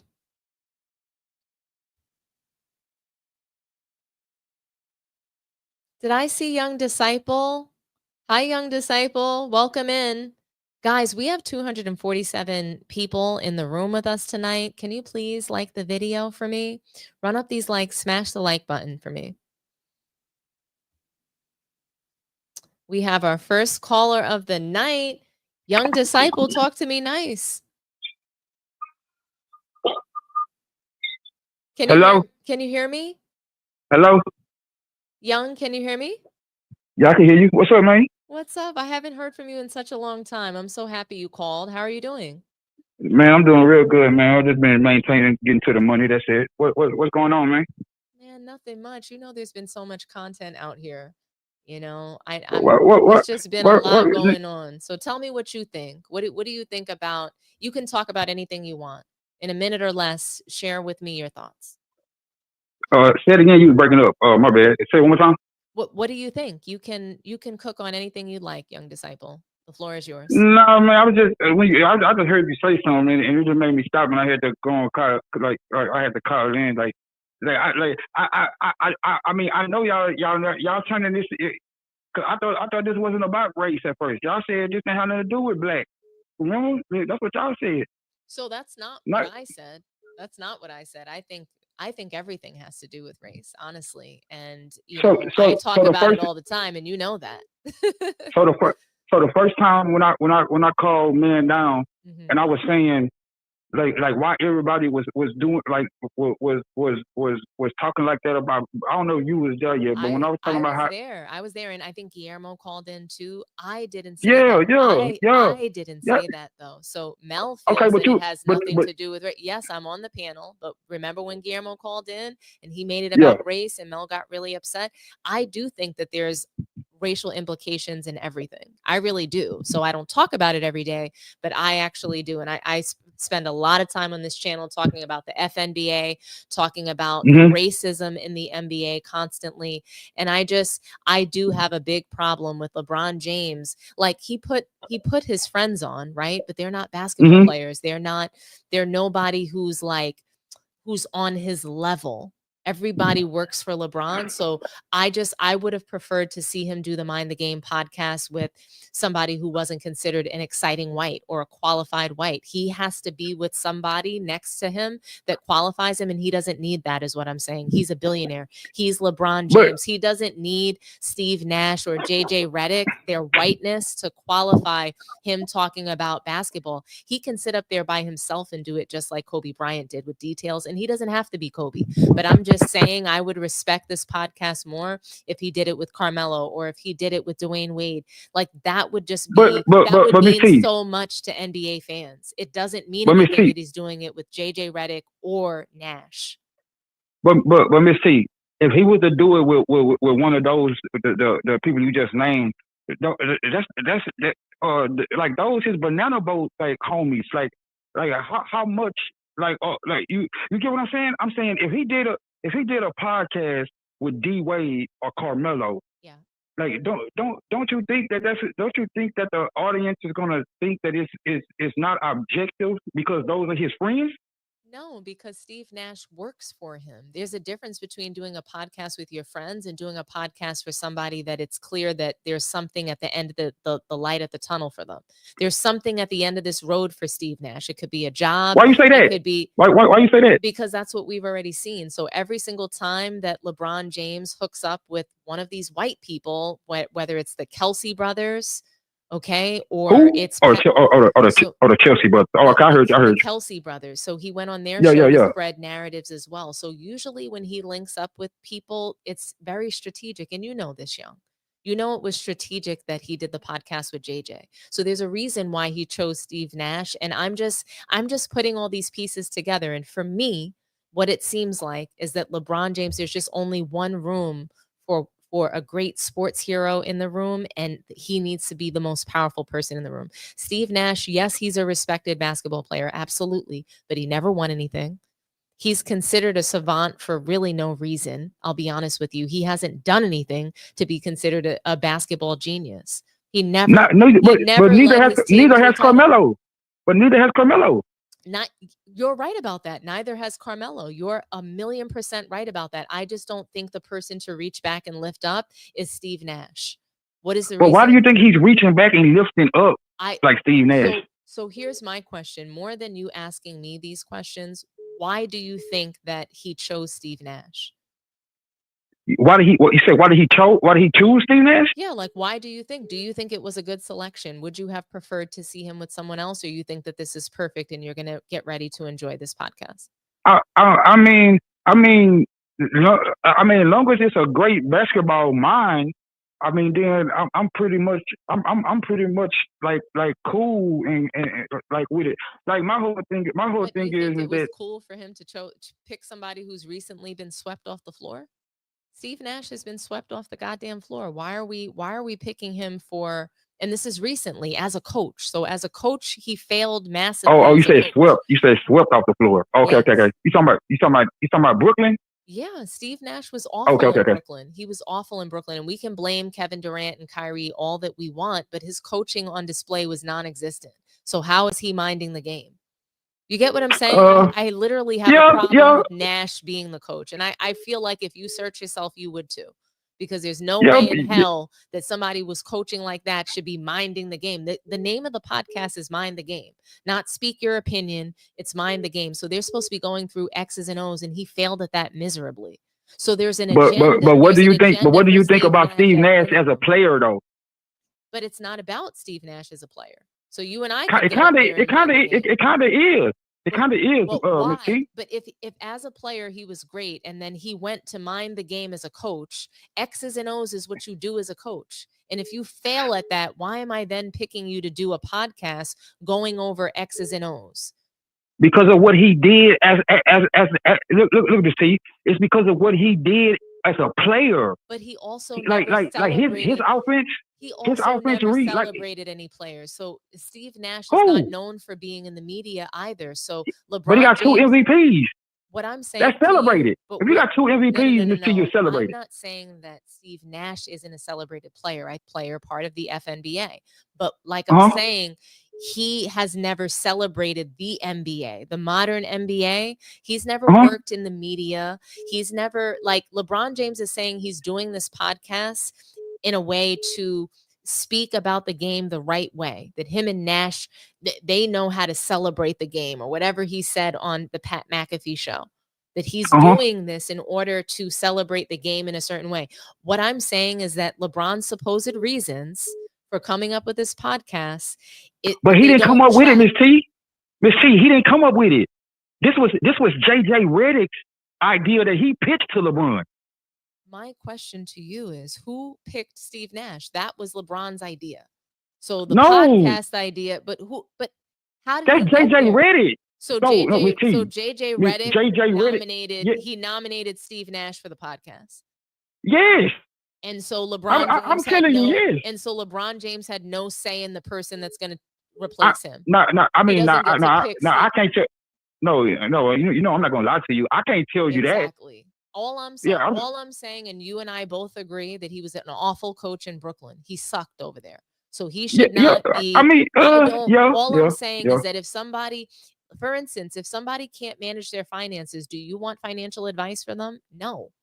Yes, he can play basketball, but we're talking about X's and O's, and that's what their podcast is about. And LeBron James is saying that Steve Nash is the best person that he could have picked for this, and I just disagree.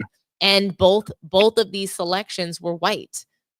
What about and then you said okay, but you said a non-biased person. What about he didn't select? But yes, but I'm just saying this. This is his that's show. Not he didn't select JJ Redick. It's is- not his show. That's what you're not understanding. This Select JJ Redick. Are you kidding me? We can't sit no, here and say Miss that T, he's Miss not T, behind this. Miss T. Mind the Game is not LeBron's show. So Mind the Game is JJ Redick's show. That's what I'm trying to get you to understand. He JJ pitched Redick this. is the head coach of the Lakers. JJ Redick had the old man in the three. He pitched it to LeBron so he could get the head coaching position. Period. And now No. I'm just. left. So if it's his I'm not- show, he passed it on to LeBron. JJ Redick is No, not involved. Miss T. Miss T is not. Miss T don't work like that. You don't pass shows along. What I'm saying that's is not how they go. JJ Redick cannot be responsible for Mind the Game anymore. It wouldn't be allowed. He is the head coach of the Lakers. It's a conflict of interest. He's not allowed to podcast. He's not allowed. That's why he's not on the show. No, that's why he chose Steve Nash, or they chose him. Either or, whichever one you want to say. All I can tell you is that this selection is bad, and LeBron James is a part of it. So whether it's LeBron James doesn't have to be a part of it. So if you're saying it's JJ Redick's podcast, it doesn't belong to LeBron. LeBron James is choosing to cozy up to white people only. So just so you know, even in that video, cozy up to white people. Even in the interview with Pat McAfee, he praised white players alongside Pat McAfee and he shitted on Wilt Chamberlain. But that's what y'all want him to do. No, I don't. No, I'm talking about show love to all eras. You talking about when he said something about Bob Cousy? He didn't show love to all eras. He disrespected the eras. He disrespected the 60s and the 70s and the 80s. But why did he do that, Miss T? I don't care. There is no good enough reason. I don't. You have to care. No, I don't. You have to care about what? Do you want to know why? Because you come from the same place that I do. Okay, and you know exactly what I'm about to say. When it's somebody in your family, when your auntie or somebody older than you walks in the room and says something rude to you, like, hey, big head or whatever, your place is not supposed to clap back at them, to your elder, to your auntie, to your mother. If they say something to you that doesn't sit right with your ass, you're going to let it go. You're not going to talk back to your elder. You're not going to say anything back. You don't do that. Bill Russell, Kareem Abdul-Jabbar, Storm and Norman, like in that video that I played of the Wilt Chamberlain video, those guys are 1,000,000 years old. And LeBron James wants to clap back at that. He should be completely ashamed of himself. It's disrespectful. You do not come back at your elders that way. I'm sorry. You just don't. My mom, if she says something to me right now, Dominique, you look crazy. That's not for me to say, well, mom, you look crazy too. No, I'm not going to say anything. I get what you're saying. Have to reply. You just don't always have to reply. And there has been criticism. There's been criticism in the NBA. I've been covering this now over the last week or more because I wanted to prove that even Michael Jordan, he faced the same criticism as LeBron James. They said he couldn't. No way. Yes, he did. Yes, he did. No way. You know what? It was worse because Wilt Chamberlain himself came out directly to criticize Michael Jordan. They argued. They argued in that ain't the media, though. No, he came out. That's not the media. Yes, it is the media because they said that he wasn't going to be better than Wilt Chamberlain. They were comparing him to a guy that was 30 or 40 years removed from the game, which is not fair. That's not fair. That's the same thing this news cycle. LeBron, but LeBron did it to himself, and that's the difference. The temperature and the the veracity which the media comes with now. You weren't Like there, it's though. not it's You not weren't it's there. nothing You don't it's know not even, what that it ain't even the veracity same. was. You don't know what that veracity was. We just It's don't not even the know. same. You Bro, can't say we it. know because You can't say technology. it wasn't the same. No, the Yes, I can. technology is just Bro, different. Everything they is the didn't have same. they didn't have a Everything is 24-hour news cycle. yes, they did. It wasn't no sports. It No, was the no, it wasn't. newspaper and it was the radio. It was 24 hours. It was just different technology. So I'm not So that gonna means it wasn't.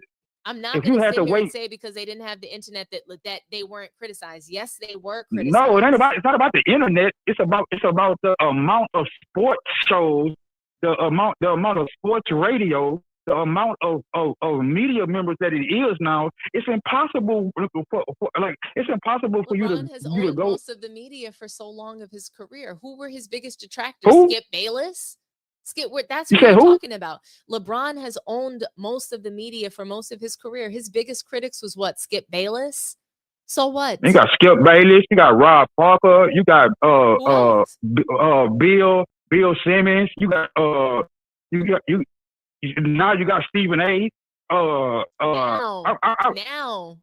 I could name you got the same number of people criticizing Michael Jordan from the past on all the no fucked up things they no said about him. They said some messed no up things about Michael Jordan. They did. We no have to no. stop I mean no, saying that LeBron is a victim. ma'am. It's a reason why they call LeBron the most scrutinized athlete in sports history. Yeah, the People are just reason is saying that. LeBron James. I mean, no matter what the reason, I mean, Miss T, if you think that all the scrutiny that LeBron has ever endured is because of him, then we're gonna just agree to disagree. Like I've seen sports segments criticizing LeBron because he had King on his bike. Like yeah, I'm saying, like I'm not like I've been around this whole time. So give me who was Michael Jordan, Skip Bayless. You don't know who Michael Jordan Skip Bayless was? You don't know No, who was I don't. criticizing him and writing books about No, I him? don't. You don't remember Who made Stan Smith? Who made a career out of Stan Smith? I'm saying Sam Smith, who wrote the Jordan Rules? Stan Smith.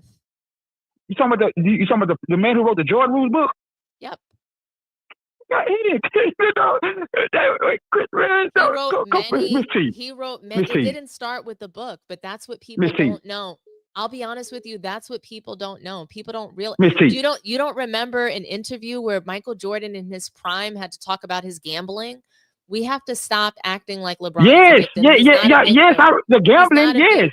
Yeah, but it's not just gambling. That gambling came and went. That gambling came and went. It came and went. And there was reasoning behind that. Like Michael Jordan was actually in court behind that. Is what I'm saying.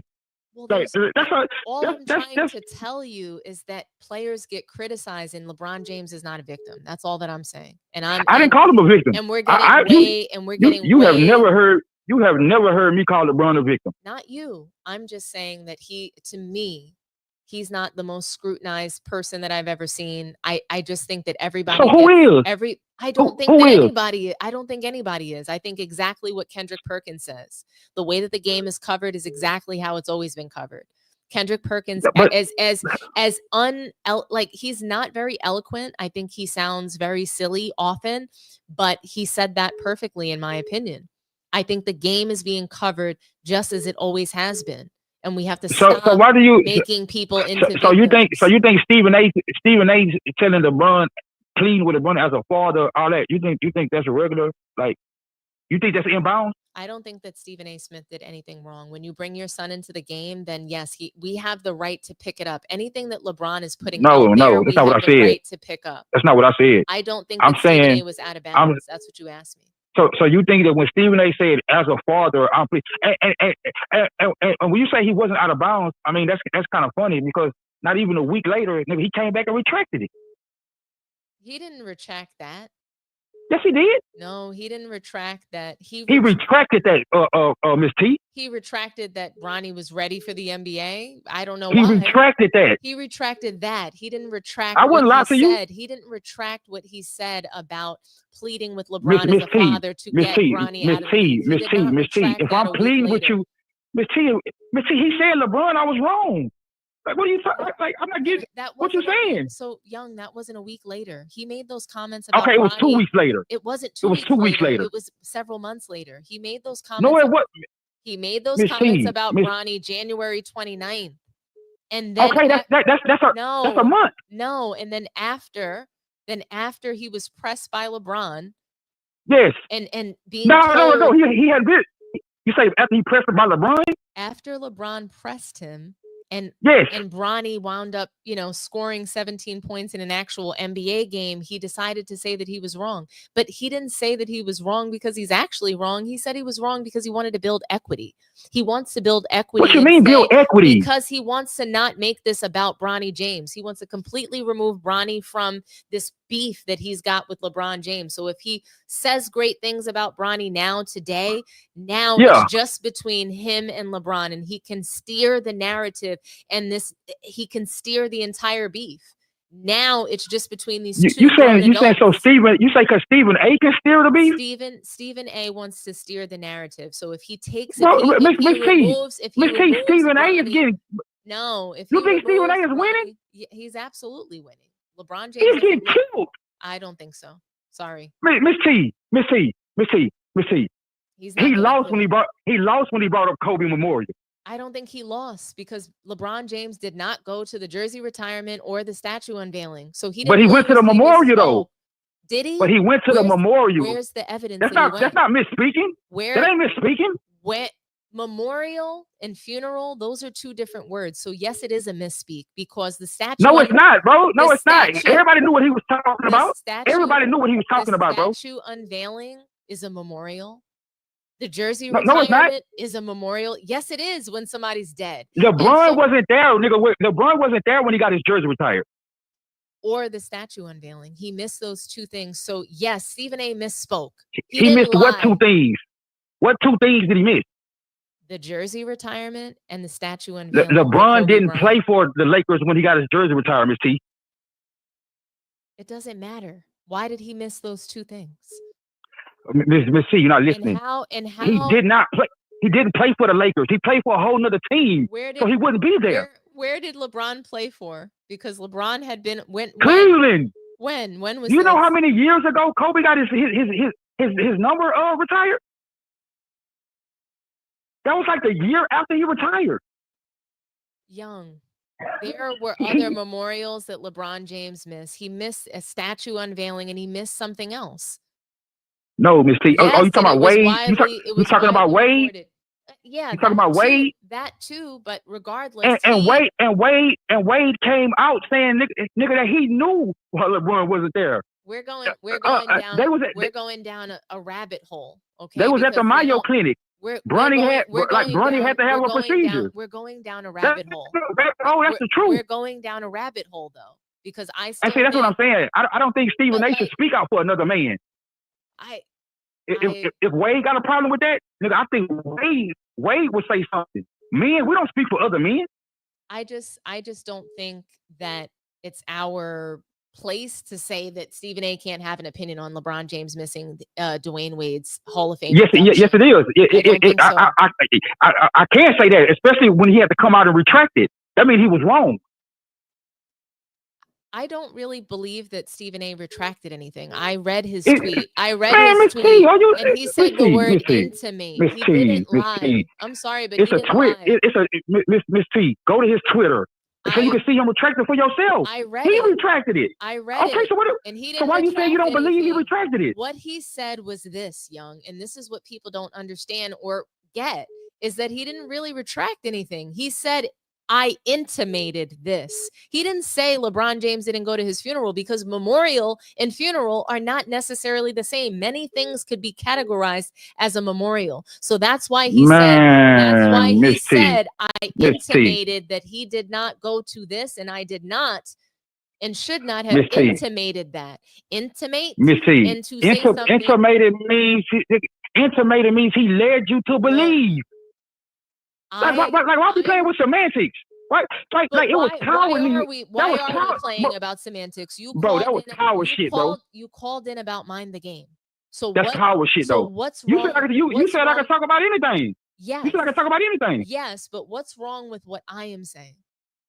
I'm just saying What's for you to wrong say with a what man, I'm saying? that's cowardly, bro. He brought up somebody, nigga, that's dead. So Stephen A. I'm Smith is a coward. I'm sure Miss Vanessa.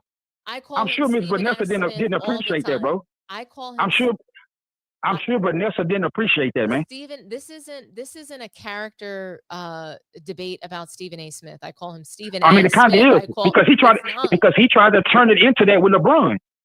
What I'm telling you is that you're not arguing Stephen A.'s character with me. I don't think very much of Stephen A. Smith. So you telling me what I'm saying right now is that LeBron James. But you say you think he winning. I do. I'm saying, like, what is he winning? What is he winning? I don't think that LeBron James looks good heading out of his career at all. I don't think that these. You don't think what his career? What? What's that? I didn't hear you. Say it again. At the end of LeBron James's career, for him to be caught up in something like this, it doesn't look good on him. So, and it wouldn't matter if he was right or wrong. Just him going around and doing this and having that Pat McAfee interview where he's sitting up there cooning for the world is crazy. You say cooning? Yeah, LaCoon. Why do you got? Man, Miss T, do you know what coon is? Miss T, surely do, and that's what he's doing. Miss T. Okay. So let me ask you this question, Miss T. What do we say about the black athlete that gets up to a certain spot in a certain height, right? And their agent is white. What you say about that? Is that cooning? Not necessarily. If that was the only choice that they had. Because I know of one player. So they have to pick somebody. And so LeBron James didn't always have a black agent. So let's be clear. I know. He started out with CIA. I know he started out with CIA. You don't know only one player. CIA. You don't know only one player, LeBron James, that has a black agent. Kyrie Irving has a black agent. That is what I said. No, but that's not what I said. That's not what I was about to say. And so here's That's not what I was about to say. Well, that's not what I was about to say though. Well, I need you gotta stop finishing my I don't even know black agents like with a S. I mean, maybe you do know, but I don't even know black agents. You're saying that he's the only black player that you know that did this, right? No. He's the only player that I've seen enter the league and uplift nothing but everybody around him, and they're all black. Oh, I have to disagree with you on that. So So give me another one.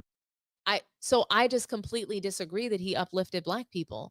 Do you know how many careers he didn't uplift ruined? Rich Paul? Ruined. Rich Paul? Rich Paul works for him. I'm fine with that. That's uplifting. I'm fine with you saying that. You're saying he got into the league and uplifted others. He did not lift the league. So he lifted Rich Paul. He lifted Rich Paul for his own personal gain. I'm saying Rich Paul, Maverick Carter, like everything that's around him. Okay, who is around him except the people in the league? He's not making the NBA a better league. So anyhow, thank you. I know, but I'm saying who white does he employ?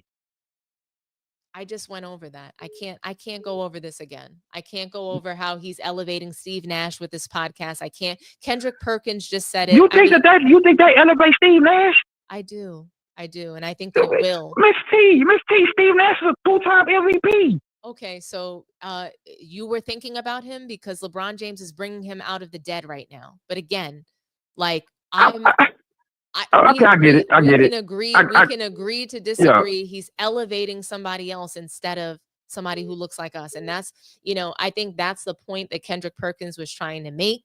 It's okay if we don't agree on it. But Kendrick Perkins, I'm saying I'm sorry. Like, I mean, you gonna have to give me something.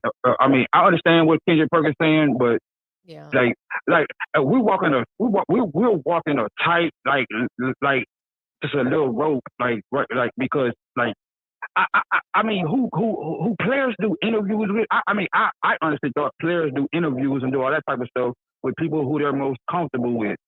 I don't think it'll be a good look if he had D-Wade, Carmelo Anthony, J.R. Smith. And I'm not I don't think that'll be a good look. I'm not saying this to you, and I want to be clear in this. I just think it's a crab in the barrel mentality that we need to get out of. And we're not, he wants to be the only one. And that's what I see when he's going to all these white. The only one, what, Miss T? He wants to be the only black in the room. He wants to be the most exciting black. That's just what I think. And Young, what do you mean the only black in the room? Well, he has nothing but blacks with him. I do have to go. Okay. I do. Okay, just tell me that one little thing right there, then I'll leave. When you say blacks in the room, like what do you mean by you saying that he want to be the only black basketball player in the room? I think he wants to be the only Black powerful person in the room, the only Black sports hero in the room. That's my belief about LeBron after seeing this kind of sort of pattern of behavior that he's had. So, Young, I do really have to go. Okay. I get you, Jen. Okay, thank you. Okay, all right, thank you. I'm gonna listen to the rest of the show. Alrighty, thank you so much. All right, appreciate it. Bye-bye. So, guys, I do want to read the super chats before I head out. Blacks, thank you so much for the $4.99 super chat. LeBron's been doing a lot of other things for white guys behind the scenes from what I heard. Hashtag Diddy Party. Blaine Almeida, thank you for the $2 super chat. Badanana, fanboys really can't keep it about basketball. Young is one of my favorite caller guys. He is awesome. It takes a lot for people to call in to this channel and cook the way he does. So I really appreciate you. Sports Facts, LBJ Media is at MJ Today, 23 years removed. Thank you for calling Sports Tea. Talk to me nice. Hello, yes, this is Orlando. Hi, Orlando. How's it going? Talk to me nice. What do you think? Yeah, yes, I want to talk about this LeBron James situation. It's just crazy, man. The caller you just got off the phone with, that's the example of how crazy they fans is, man. It's, Young, the crazy thing is he doesn't even believe that LeBron James is the GOAT. So he feels passionately that people are targeting LeBron James, that he gets a lot of scrutiny and it's not deserved. And we pick on everything that he does, and we have a bias against him. And so I understand his side. I just don't agree with it. And so, we have a lot of respect for each other, and I really appreciate him calling in, sharing his side. We need more people that don't agree, that can disagree in a respectful manner. That's what we need. We need more of that. These discussions bring people together. This discussion has brought Young and I together, and I really appreciate him. So salute to you, Young. And I appreciate you, and so does the Sports Tea community. So thank you for being here.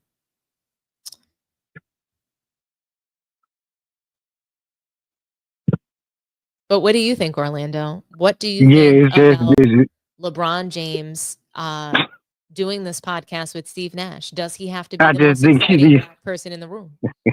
I just think he need to shut up. Like, I'm just tired of hearing him, hearing him all the time. I mean, for real, he need to shut up. I can't wait till he retire, So, because I'm just tired of hearing from him. Because every time he opens his mouth, it gets worse and worse. He says the most dumbest stuff every time. So that when LeBron just can't wait till he retires. But that when he retires, this is not gonna be like the last of LeBron. We're only gonna hear more from him. He's gonna have to remain in the news cycle. He's not just gonna disappear. Yeah. He's not just gonna go into retirement abyss. He's going to be tormenting us for who knows how long, a long time. Right. You're right. Because he's a narcissist. He's a narcissistic person. And that's the kind of person that they always want the attention. So you right. Yep. You definitely right about it. Yep. Because you see it in his personality, how he talks all the time. Yeah. I hate those kind of people, I don't like hanging around or even being around those type of people, So it's crazy. Yeah. No, I totally get it. Well, thank you so much for your call. I am going to take the next caller. I really appreciate you. Thanks for calling, Orlando. Okay, thank you. Have a good night. Alrighty, you too. Bye-bye. Thank you for calling Sports Tea. Talk to me nice. You crazy.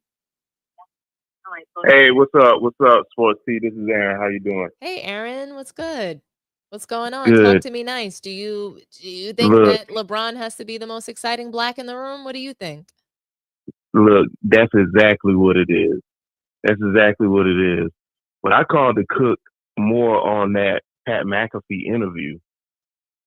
Cook. So remember when he came out and he was like, they asked him, hey, they say you spent $1 million on your body. And he was like, I don't know where they got that from. Yeah, another lie. Another lie. Maverick Carter, his boy, was the one that told the world that he spends $1 million on his body. And I think the reason why he sat up there and lied is because his boy Maverick Carter got caught up in that PED scandal with the Fed. Same with his wife's trainer. So I think that whole thing of him disowning that he spent $1 million on his body was to not acknowledge that, because acknowledging that means, saying, yo, okay, Maverick Carter was right about that. So I think that was the reason why he lied on that. Another lie he told was the Brian Windhorst. I don't know if you heard the story, but when LeBron was a freshman in high school, he didn't make the all-state team or something like that. Mm-hmm. And it was Brian Windhorst that talked to him about it, because he didn't understand why he didn't make it. And Brian Windhorst was the one that told him hey, they just don't respect freshmen like that, and that it was wrong and everything. You know what I'm saying? That, all that stuff is out there. If you just, I went and started researching, and I'm like, dang, I found an interview with Brian Windhorst and Rich Paul, them talking about how, because of LeBron, they all made it.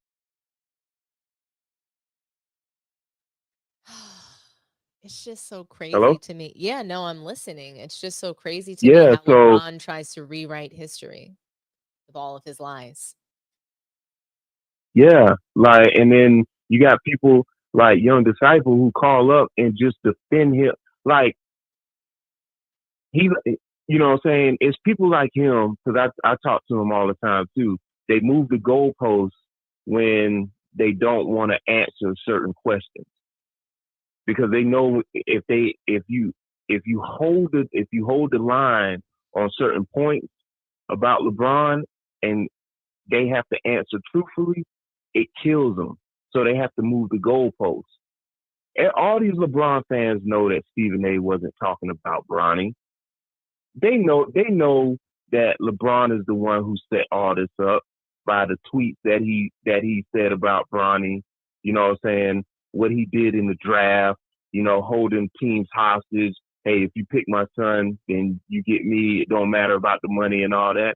Rich Paul was on the phone. Rich Paul was the one making the calls to these teams, letting them know, hey, if you draft Bronny, you know what I'm saying, LeBron's coming. LeBron did that, and they know that. The LeBron fans know that, but they don't want to answer. It's something about, man, he got a spell on them, man. LeBron has a spell on these LeBron fans, because you can sit there and you can point out facts. You can show them receipts, and they still won't acknowledge the receipt. It's true. They still deny the receipt. They don't want to accept it. And yeah, it's a sickness. It's almost like a sickness. It almost does feel that way. And then the other one where he said that guy, who was the guy from their hometown, he said that looked up to him, and then the guy turned around and started hating on him. Yes, Langston, Lang, I think it was. Shoot. Yeah, well, apparently the issue with that, I believe, because I heard other stuff too, is that him and his friends, when they left that public high school, and when you see, this is the other part to that cooning thing that you're alluding to, that I agree with. When he left that public high school, and all his friends went with him, guess what school they went to? A private school. Exactly. Right? Rich white folks brought money to the private school. Why didn't he stay in the public school? Why didn't they stay and ball in the public school?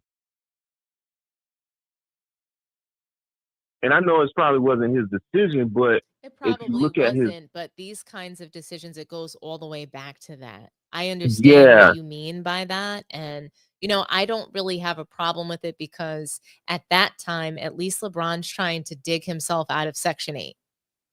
You know what I'm saying? At that time, he's trying to just figure out, he has no father in his life. You know, his mother is a single mom. She had to pretty much send him out to go and live with someone else, you know? Yeah. And so he didn't really have much guidance. He was just doing whatever it was that he was told as a kid. So I don't blame him for that. But the fact of the matter is, because he didn't grow up, you know, in a two-parent household, because he never got any real education, because he just really never learned any accountability, or no one looked at him, or nobody put the mirror up to his face at any point in time. So because of that, he's just out here running roughshod, gets a taste of power. Now he is a billionaire, gets to be in this billionaires club, in this circle. And if you notice how he was talking to Pat McAfee, the voice that he had on, he sounded like Kanye. He sounded like Kanye West. He sounded like a complete lunatic. You know, when somebody becomes a billionaire and all of a sudden they get this like they get this genius-like voice and they act like all crazy. That's how LeBron is right now. He thinks that he is like the Kanye of the NBA. He's a billionaire. I can do whatever I want. I want to show up, backwards cap on, t-shirt. You know what I mean? He's just not. He is a billionaire now. He's not LeBron. He's not an NBA player. He's just a billionaire. He's in that Elon Musk kind of. He's trying to be. He wants to be cool. He thinks Elon Musk is cool, and he wants to be like that. And he used that same voice on that Kelsey Brothers podcast. Yes, like it's a voice. It's annoying. It's you ever heard your mom? Look, it's his white you ever heard your mom I have talking it too. to the? I have it too. You ever heard your mom talking to like a bill collector, and you be looking like, what the fuck? Look, we Why call you talking it like that? We call it the professional voice. We call it the professional voice, but a lot of times in our community, we'll call it our white voice, and and that's what it is. I was Put that on, but he also sounds like a crazy billionaire, and that's he that's sounds the problem. corny. Yeah, he's his just whitey tighty. You see how you said whitey tighty? I was like, look at this corny ass mother. Exactly. I was like, man, this dude here is corny as fuck, Just man. a straight up and down. Excuse my language. No, it's true though. Just a straight up and down. Coon. You're out here cooning for Pat McAfee when you're the billionaire. Yeah. You're the billionaire. You're the big dog in the room. Why do you have to coon and step down like that for them? Why do you have to put on a show for them? It's like he's a monkey in a circus. You understand what I'm saying? It's like he's performing for this small group of white people, and he doesn't even see that he's cooning for them. He's literally putting on a performance for these specific white people that he wants to fit in with. And it's just god awful, and it's embarrassing. I had secondhand embarrassment. I don't even like LeBron James. I enjoy when he embarrasses himself on most occasion, but not this one. I found it personally offensive. I found it to be just shameful and literally I got one more the point. NBA and all of us as Black people. Yeah, I got one more point on that, and I'm done. The reason why I brought up that the public school and the private school is because what we're talking about now, I think he developed this get out mindset when he at that private school. I think it's followed him all the way up into this point, and that's why you see, Mind the Game with JJ Redick, now Steve Nash. You know what I'm saying? Getting Darvin Ham fired for JJ Redick, stabbing 80 in the back for Luka. Like, he's done this.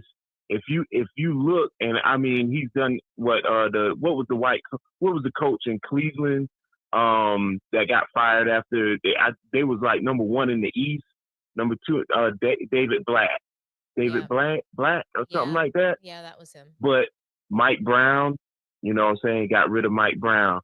He tried to get Kyrie traded. Like, if you look at the trail all through his whole career, he's done brothers wrong. His whole career, he's done brothers wrong, except for the ones that's close to him, except for the ones that cap for him. Other than that, you know what I'm saying? Like, I'll be watching those guys celebrate with him, and I'll be like, yo, y'all, like, I get y'all celebrating with him, but y'all know y'all on the chopping block, right? Like, That's crazy. Yeah. But hey, appreciate it, Sports T, man. Love your show. And I'm gonna sit back and I'm gonna listen. Thank you so much, Aaron. I really appreciate you for calling in. Thank you. You have a good night. Alrighty, guys. I feel like we've come to a good stopping point. We did get some other super chats, so I want to go ahead and read those off. Let's see.